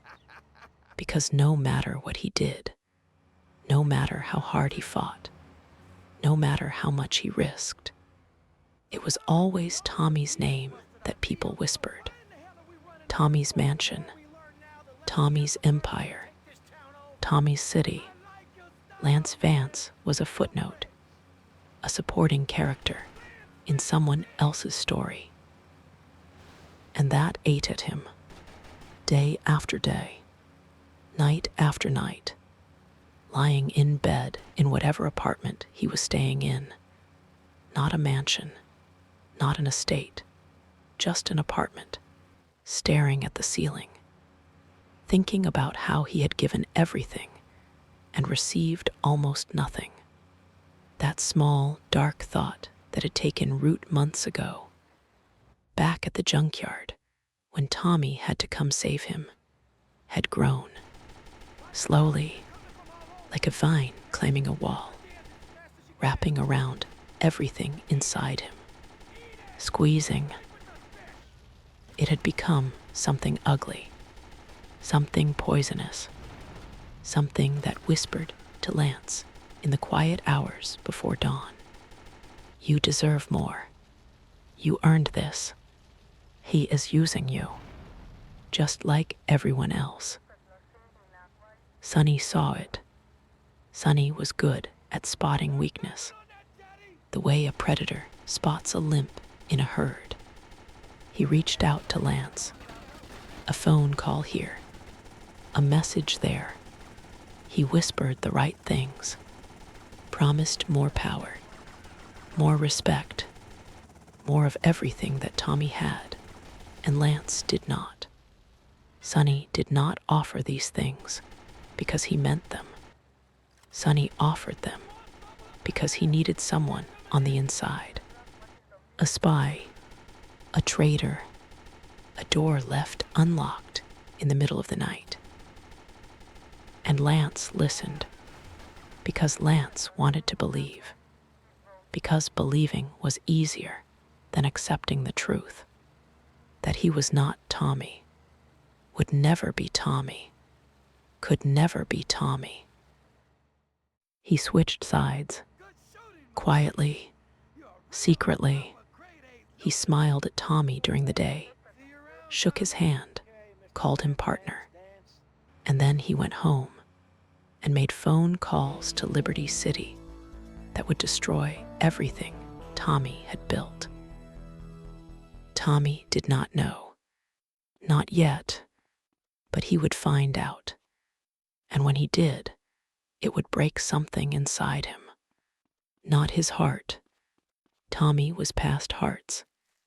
But whatever small, fragile piece of trust he still carried, whatever tiny belief that one person in this world was genuinely on his side, Lance's betrayal would crush it to powder. And that powder would never come back together. Sonny Forelli came to Vice City. He brought an army, dozens of Forelli soldiers in dark suits, with dark eyes, men from the old neighborhood in Liberty City, hard men, loyal to Sonny, armed and ready. They came for Tommy's mansion. The attack hit at night. The city was lit with neon. Palm trees were dark shapes against a purple sky. Inside the mansion, the lights were on. Tommy's men were at their posts.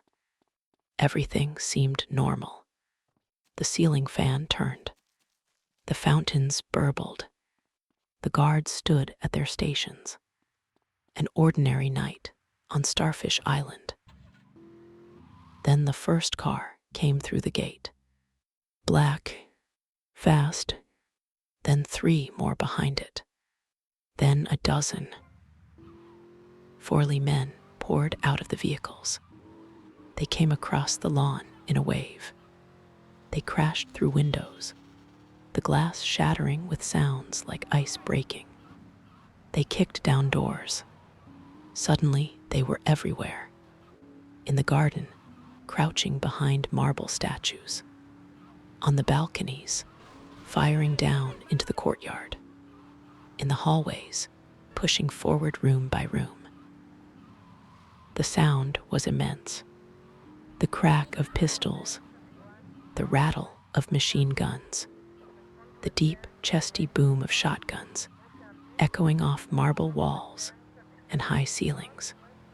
Glass shattered and fell in glittering curtains. Plaster exploded from the walls in white clouds. Bullet casings clinked on the floor like tiny brass bells. Smoke and dust filled the air, thick and gray, burning the eyes, coating the inside of the mouth with a taste like chalk and copper. Tommy's men fought back, behind overturned tables, in doorways, on the sweeping staircase. The mansion that had been a palace was becoming a battlefield. Expensive art was destroyed. Furniture was reduced to splinters. The crystal chandelier in the main hall took a burst of gunfire and came crashing down, exploding into 1,000 glittering fragments that scattered across the marble floor like a constellation that had fallen to earth. And Tommy moved through it, all like something elemental, something that could not be stopped. Calm, focused, deadly, room by room, floor by floor. 15 years of prison had forged him into something harder than steel. Months of warfare on Vice City's streets had honed him into something precise and lethal. The Harwood Butcher was not a whispered rumor anymore. He was here. He was real. And he was defending his home. He found Lance on the upper floor, standing on a balcony that overlooked the main hall, gun in hand, suit rumpled, tie hanging loose. His face carried guilt and defiance in equal measure, and underneath both of those, something that might have been sadness. They looked at each other, 2 men who had once been partners, who had fought side by side in this very mansion to take it from Diaz, who had sat in diners at 2 in the morning drinking bad coffee and planning their next move, who had driven through Vice City with the windows down and the radio on, talking about the future, about what they were going to build together. All of that was in the air between them now. Every shared moment, every battle fought together, every promise made, and every trust extended, hanging there like smoke. Lance opened his mouth, maybe to explain, maybe to say he was sorry, maybe to say that Sonny had promised him things, and he had been foolish enough to believe them. There was nothing left to say. They fought, and Tommy won. Lance Vance fell, the man who had come to Vice City to avenge his brother, ended up dying in the same mansion his brother's drug money had helped buy. He fell looking up at the ceiling through eyes that were already seeing somewhere else. Maybe he saw Victor. Maybe he saw nothing at all. Tommy stood over Lance for 3 seconds. That was all he could spare. 3 seconds to look at the man who had been his partner and think about everything that might have been different. If Lance had been more patient, if Tommy had been more generous, if either of them had been the kind of man who could say the word trust without it tasting like a lie. 3 seconds, then Tommy turned away. He went downstairs, through the smoke, through the chaos, stepping over bodies, shell casings rolling underfoot like tiny brass marbles. The smell of gunpowder was thick, a sharp chemical tang that coated the tongue and burned the back of the throat.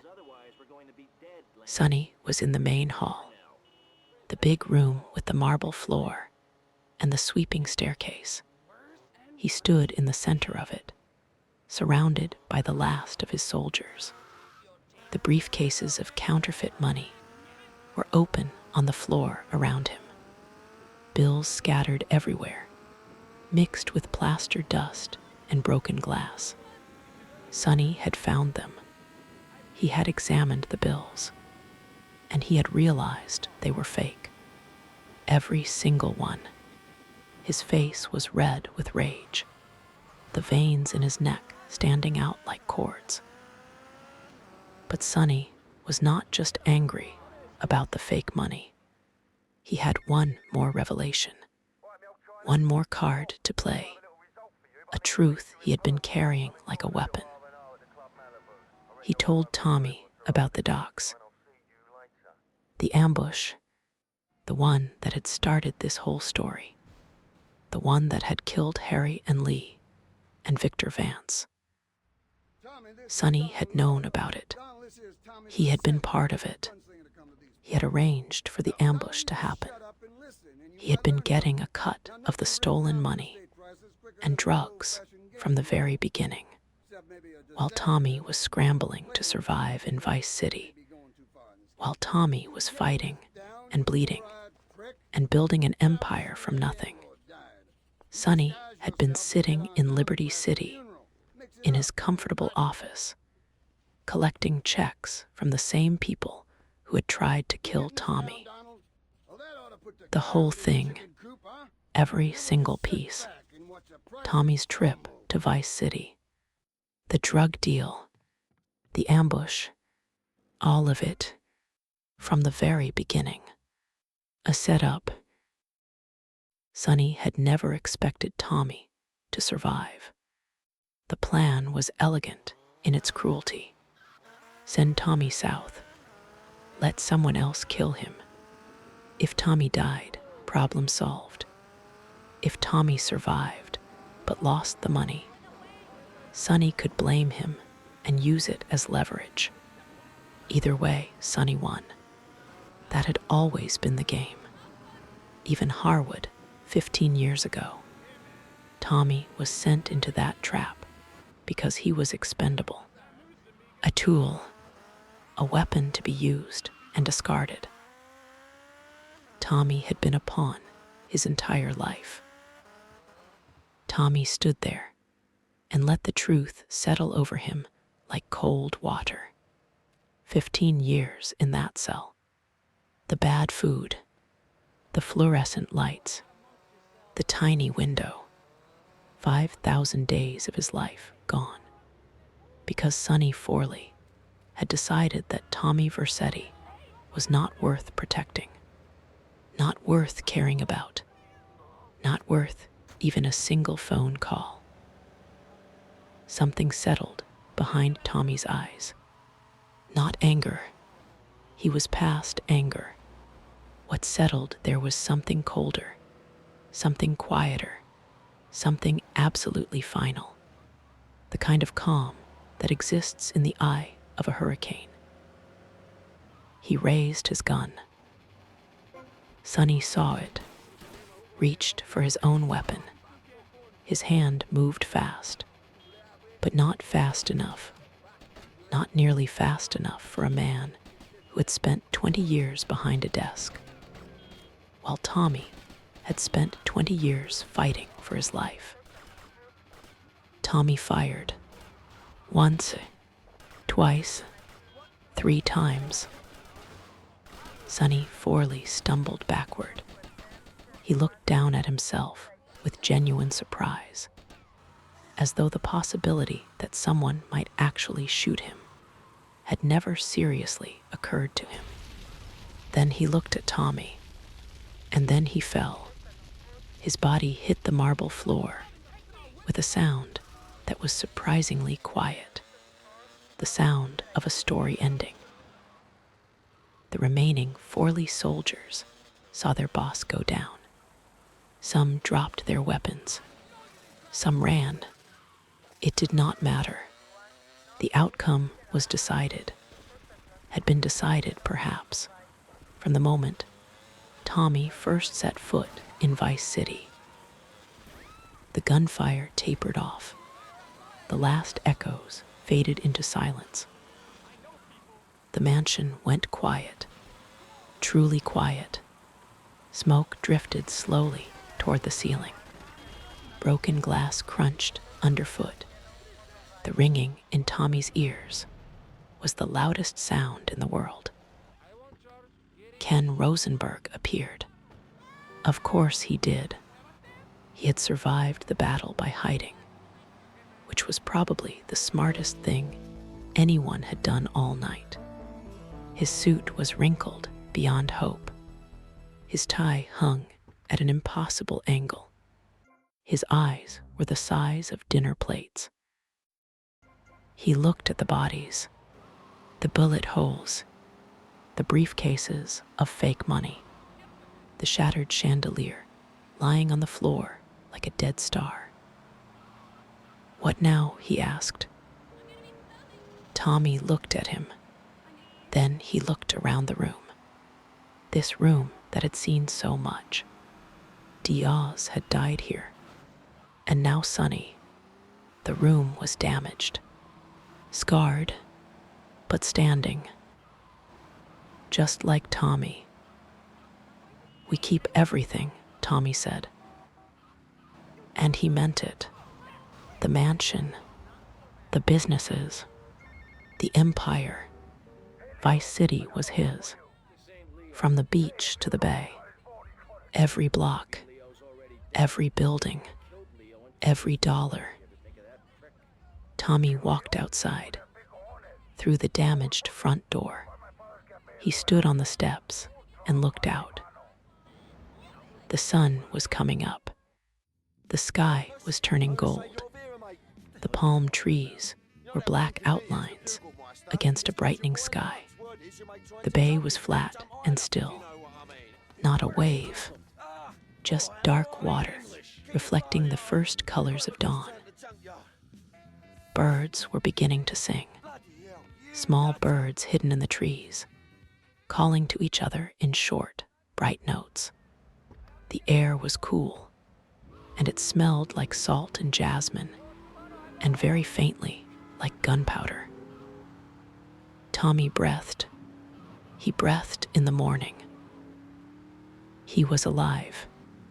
After everything, he was alive. He thought about all the people who were not. Harry, Leigh, Victor Vance, Diaz, Hillary, Sonny, Lance. A lot of people had died so that Tommy Vercetti could stand on these steps and watch the sunrise. Was it worth it? Tommy did not ask. It was done. You cannot unpull a trigger. You can only stand in the wreckage and decide what to build next. Vice City had a new king, and the sun was coming up. The war is over. Tommy won. So before we close out this story, I want to put Vice City in its proper place, because this game, released over 20 years ago, cast a shadow that stretches all the way to today.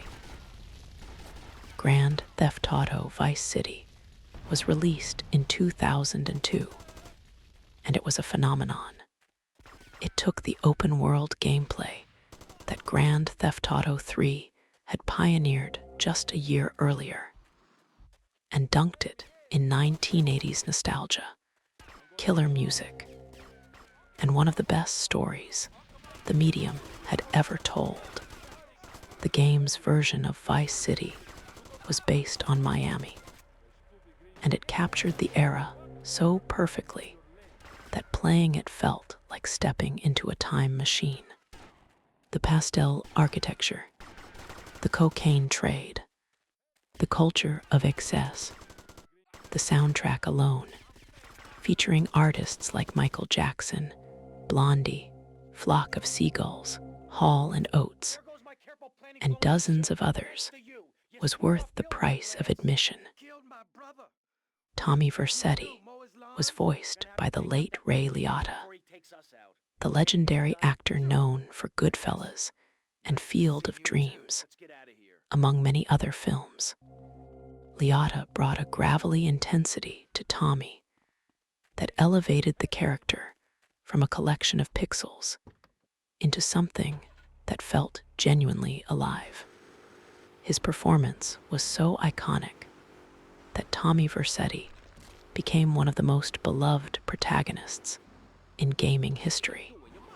Sadly, Ray Liotta passed away in May of 2022, which means that even if Rockstar wanted to bring Tommy back in some form, the original voice that defined the character is gone. That loss gives the story we just told a bittersweet quality. Tommy Vercetti lives on in the game, in the memory of everyone who played it. But the voice that brought him to life has fallen silent. Vice City's story stole shamelessly from the 1983 film Scarface, starring Al Pacino as Tony Montana, and it was proud of it. The parallels are everywhere.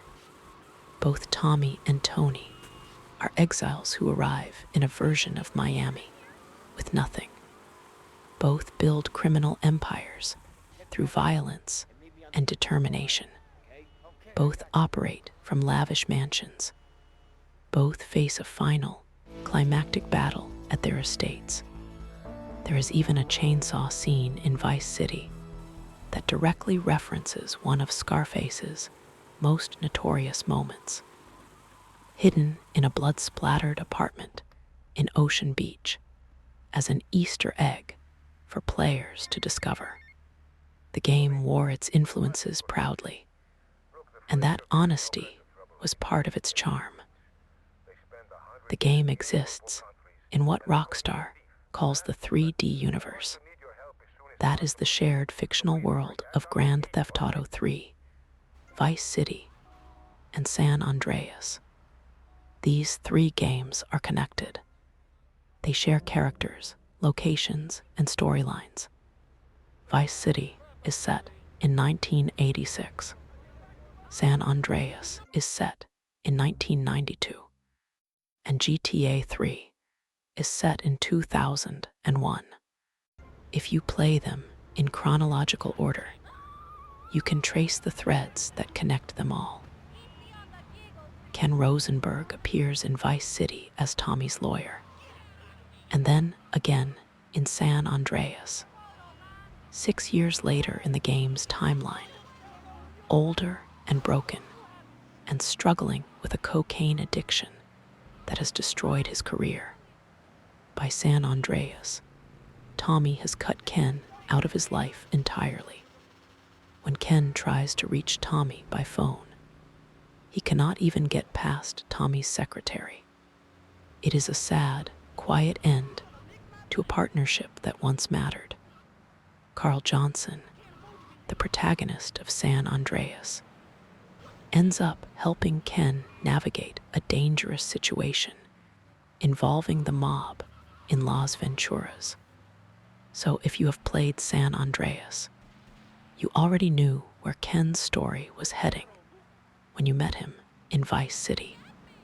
The nervous, sweating lawyer who helped Tommy build an empire would eventually lose everything, including Tommy's friendship. Phil Cassidy appears in Vice City, in GTA 3, and in Vice City Stories. Characters like Donald Love and Avery Carrington weave through multiple games. Avery Carrington, the real estate developer who taught Tommy the tricks of the property business, actually meets his end in Grand Theft Auto Liberty City Stories, where the player is tasked with killing him. Even Claude, the silent protagonist of GTA 3, shows up in San Andreas for a brief, memorable appearance, losing a car race to CJ and driving off with CJ's ex-girlfriend Catalina, who would later betray Claude in the opening of GTA 3. The 3D universe is a web of interlocking stories and characters, and Vice City sits at the center of that web like a jewel. But here is where it gets interesting for the future. Grand Theft Auto 6 is not set in the 3D universe. It is set in the HD universe, which is the same fictional reality as GTA 4 and GTA 5. Rockstar has been clear that these are separate continuities. Tommy Vercetti, as he exists in the 3D universe, does not exist in the HD universe, which means that the Tommy Vercetti from the story I just told you will not be walking the streets of GTA 6's Vice City. However, and this is important, that does not mean Vice City itself has not carried forward. The HD universe has its own version of Vice City. It has been referenced in GTA 4 and GTA 5. The Malibu Club exists as a location. The city's geography, its culture, its identity, all of these things persist. And GTA 6 is going to bring us back there, to a modern Vice City, decades after the events of Tommy's story, in a city that has grown and changed, but that still carries the DNA of the place we fell in love with in 2002. And then there is the question that every fan of the original Vice City is asking: will any of the old characters come back? Not the exact same characters from the 3D universe, since those technically do not exist in this timeline, but HD universe versions, reimagined versions, Easter eggs and references. The honest answer is that nothing has been confirmed by Rockstar, but we can speculate, and speculation is half the fun.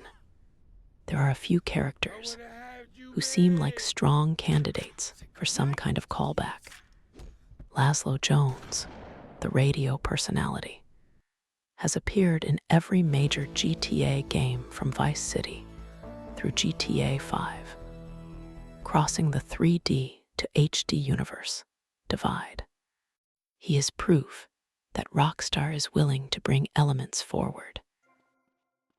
Love Fist, the fictional glam metal band that Tommy worked with in Vice City, has been mentioned in GTA 4, GTA 5, and GTA Online.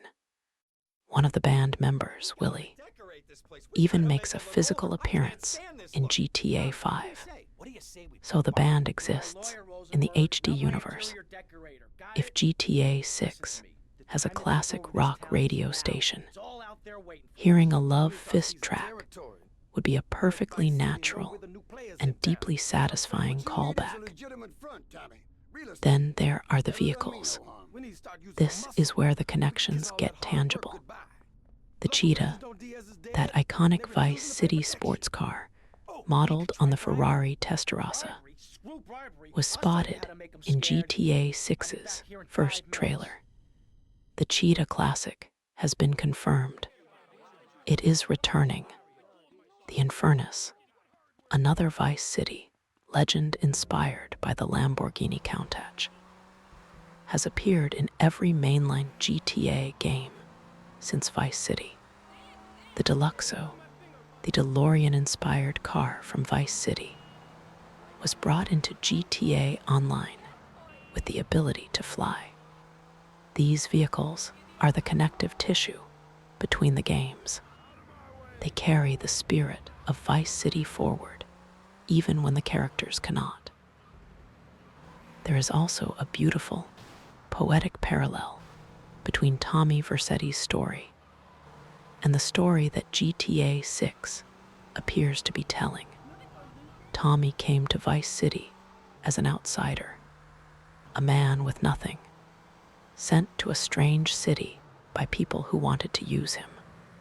He built an empire through violence and determination. Grand Theft Auto 6's protagonists, Jason Duval and Lucia Caminos, are also outsiders in a way. Jason is a small-time criminal from the Leonida Keys. Lucia grew up in Liberty City, the same city Tommy came from, and served time in Leonida Penitentiary. Together, they form a Bonnie and Clyde partnership, two people against the world, trying to survive in a city that will chew them up and spit them out if they are not careful. The echoes of Tommy's story are everywhere. A drug deal gone wrong, a partnership forged in desperation, a city that promises paradise and delivers danger. Lucia, by the way, is the first female protagonist in a mainline Grand Theft Auto game. That is a big deal, and the fact that her story begins with a prison release, just as Tommy's story began with a prison release, feels like it cannot be a coincidence. Rockstar is drawing a line from the past to the present, from 1986 to the modern day, from one Vice City to another. Quick reality check on what is actually confirmed versus what is fan guessing. GTA 6 is confirmed to be set in Vice City and the broader state of Leonida. Rockstar's fictional version of the entire state of Florida, Jason Duval and Lucia Caminos, are confirmed as dual protagonists. The release date is November 19th, 2026, for PlayStation 5 and Xbox Series consoles. A PC version has not been officially announced, though Rockstar's track record strongly suggests one will follow. The Cheetah Classic and several other vehicles from previous games have been spotted in trailers. The game's story involves a criminal conspiracy that stretches across the state after an easy score goes wrong. Everything else, the potential callbacks to Vice City characters, the possibility of Easter eggs referencing Tommy's empire, the speculation about whether locations like the Malibu Club or Starfish Island or Ocean Beach will appear in their modern forms. All of that is unconfirmed, but speculation is half the fun, so here goes. The locations are perhaps the most likely candidates for callbacks. Vice City's geography is iconic. Ocean Drive, Washington Beach, Starfish Island, Little Havana, Little Haiti, Prawn Island, the docks where Tommy's story began. These places are burned into the memories of millions of players. If GTA 6 includes a modern version of Vice City, and it does, then many of these neighborhoods will almost certainly appear in some evolved form. Little Havana will still be Little Havana, even if the buildings and businesses have changed. The beaches will still be there, even if the hotels are newer and taller. The bridges connecting the islands will still span the bay. And then there are the businesses.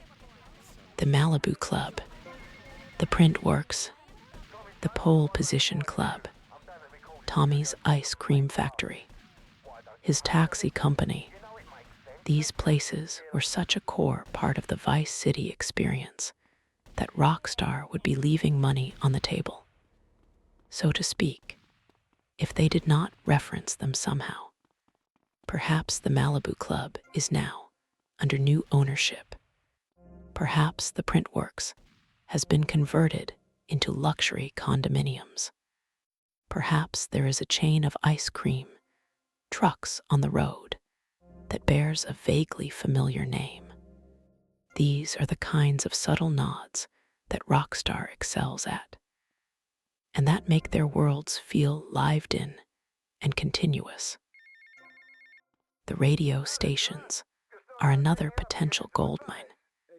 Vice City's radio was legendary. Flash FM, Emotion 98.3, V-Rock, Fever 105, Wave 103, VCPR. Each station was a character in its own right, with memorable DJs and playlists that defined the game's atmosphere as much as its visuals did. GTA 6 will certainly have its own radio stations with modern music, but there is room for classic stations too, perhaps playing oldies from the 1980s, wrapping the nostalgia of the original game inside the modern framework of the new one. One more game ties into this story. Vice City Stories, the PSP prequel that came out in 2006, told the story of Victor Vance, Lance's brother, the man who built a criminal empire in Vice City 2 years before Tommy arrived. Victor is the man who died at the dock deal that opens Tommy's story. Playing both games gives you a complete picture. You see Victor build his empire in Vice City Stories, and then you see the consequences of that empire in Vice City. When Victor's deal with the Forellis goes wrong, and Tommy inherits the chaos. A tragedy told across 2 games. If you have not played Vice City Stories, go find it. Especially now, with GTA 6 on the horizon. The thread that connects all of these games, from Vice City in 2000, and 2 through Vice City Stories in 2000, and 6 through GTA Online's Vice City references, and now to GTA 6 in 2026, is the city itself. Vice City is more than a setting. It is an idea.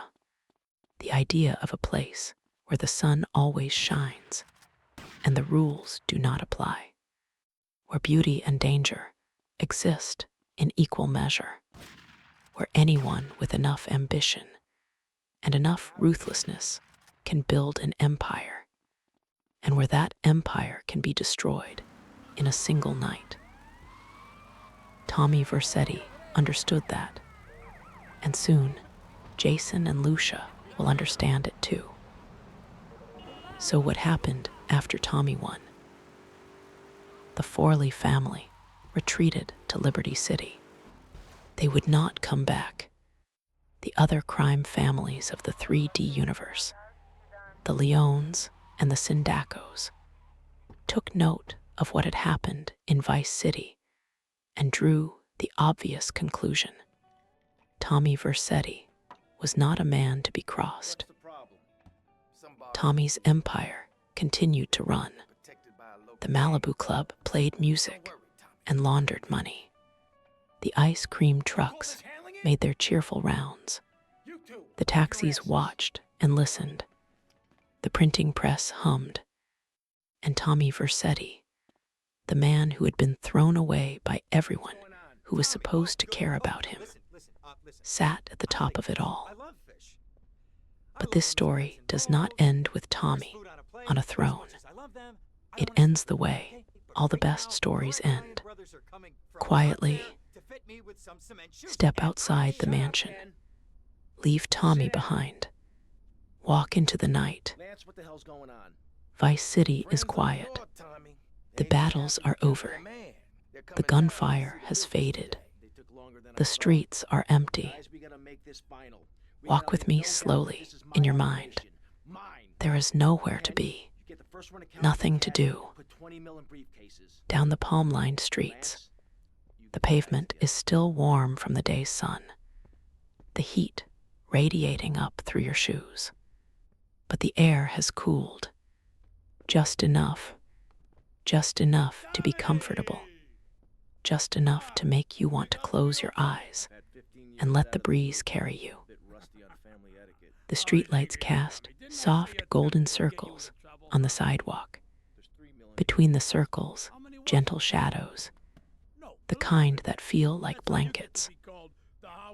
You pass a nightclub. Its neon sign still glows.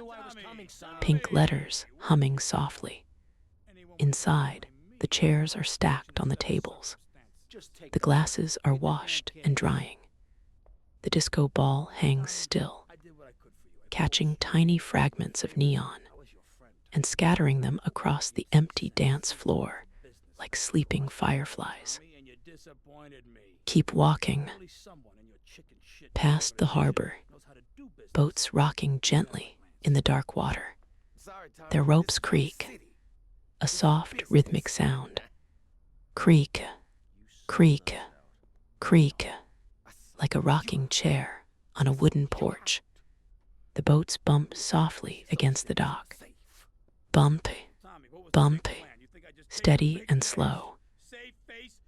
The air smells like salt water and jasmine, and something faint and sweet that might be night-blooming flowers from a garden you cannot see. You reach the beach. Your shoes come off. The sand is cool now, cool and soft between your toes. Thousands of tiny grains holding you up. The ocean is right there. You can hear it before you can see it. That sound, the most calming sound in the world. Waves rolling in, waves pulling back. A rhythm older than language, older than memory. In, out, in, out. The water glows faintly in the moonlight, silver and black. The waves catch the light as they curl and break, turning white for just a moment before they flatten out and slide up the sand. Somewhere a radio plays, very softly, an old song, keyboards, a gentle drum, a voice singing about summer. You do not know the words. You do not need to. The melody is enough. Vice City is sleeping. Everyone is sleeping. The criminals and the cops and the politicians and the nightclub owners. All of them in their beds and their apartments and their mansions, with the windows open, the ceiling fans turning slowly, the warm night air drifting through the rooms. The ice cream trucks are parked in their lot. No jingles, no engines, just rows of white trucks sitting in the dark, waiting for morning. The taxis are in their garage, lined up in neat rows, engines cooling, radios silent. The boats are tied to their docks, rocking gently. The printing press is still. No machines humming. Just dark rooms that smell like ink and paper and silence. The film studio on Prawn Island is dark. The cameras are covered. The lights are off. The sets are empty. Whatever story they were filming today, it is over now. The actors have gone home. The director has gone home. Even Tommy is sleeping, up in his mansion on Starfish Island, in that big bed with the white sheets. The glass doors open to the balcony, moonlight spilling across the floor in a long, silver rectangle, the ceiling fan turning slowly above him, round and round and round, a gentle, spinning shadow on the ceiling, round and round. Tommy? Everything is still. Oh my God, Tommy, what happened? The stars are out, What does it look like? hundreds of It them, looks like you ruined your suit. thousands, Tommy, that was a beautiful more than suit. you could ever What count. on earth happened? They hang above Vice City like tiny lights on a dark ceiling, You know how it is. Tommy, steady disagree and with you, patient send him an angry letter. and impossibly old. I don't start They were World there War before II. Vice City, You know, maybe you should before the think about buildings and the roads and the neon signs, Tommy, I never liked that kind of before guy. the palm He's trees, neurotic, he's before the insecure, he's ocean. self-centered. The guy's an They will be asshole. there long Why you after. took him out? I don't think They do you're gonna not be care getting any about more drug people deals up north either, or ambushes or empires. 'cause there ain't no up They do north not care anymore. about money or power It's or all betrayal. south now. They just shine, Mean what I think it means? quietly, Baby! What do you faithfully, think it means? That we're night tough. after night after night. They ask nothing. They judge no one. I think this could be the They just beginning of a shine. beautiful business relationship. The moon You're is all up, your conniving, backstabbing, full and convincing, round and and I'm a white, convicted psychotic like a killer silver junkie. coin placed gently on dark velvet. Just beautiful. It paints a path across the water, a road made of light, stretching from the shore all the way to the horizon. You could walk it, maybe, in a dream, one step at a time, out across the dark water, away from the city, away from the noise, away from everything, into the quiet, into the calm, into the kind of peace that only exists in the deepest part of the night, in the space between one breath and the next. The waves keep coming, keep going, coming, going, the most patient sound in the world. They have been doing this forever. They will keep doing it forever. You do not need to listen. They will go on whether you hear them or not. But they are there, always there, a constant, soft, rolling rhythm, like a heartbeat, like the world's heartbeat. Sit down here in your mind, on the cool sand. You do not need to go anywhere. You do not need to do anything. Just sit, More interesting. just listen, just breathe. Okay, what about The it? breeze comes off the water, gentle as a whisper. It moves the palm fronds above you. They rustle, a dry, papery sound, like someone turning the pages of a book very slowly, like the sound of time passing, so gently you barely notice it. And someday soon, I can assure you, this city will wake up again, lawyer. Don't worry in a about new it. game, in a new era. Vice City will be alive again with new characters and new stories and new music on the radio. Jason and Lucia will walk these same streets. They will see this same moon over this same water. They will hear these same palm trees in the same breeze. The city will be different, Don't push the Mario. moderned, evolved, full of smartphones and social media and problems that Tommy Vercetti could never have imagined. But underneath it all, it will still be Vice City, the same beautiful, dangerous, complicated paradise. For now, though, tonight, in this version of the story, Vice City sleeps. The story is over. The city is quiet. The characters are sleeping. The villain is gone. The hero is home. There is nothing left to worry about. Nothing left to figure out. Nothing left to do. Just rest. Vice City is at peace. And so are you. Breathe in, slow and deep. Feel the warm air fill your lungs. The salt, the jasmine, the ocean. Breathe out, slow and gentle. Let everything go. The names, the places, the gunfire, the drama. Let it all drift away like smoke. In, out, in, out. The waves keep rolling. The breeze keeps blowing. The stars keep shining. The palm trees keep swaying. The neon keeps glowing its soft pink light. And you keep drifting, slowly, gently, like a boat on calm water. No engine, no oars, just the current carrying you.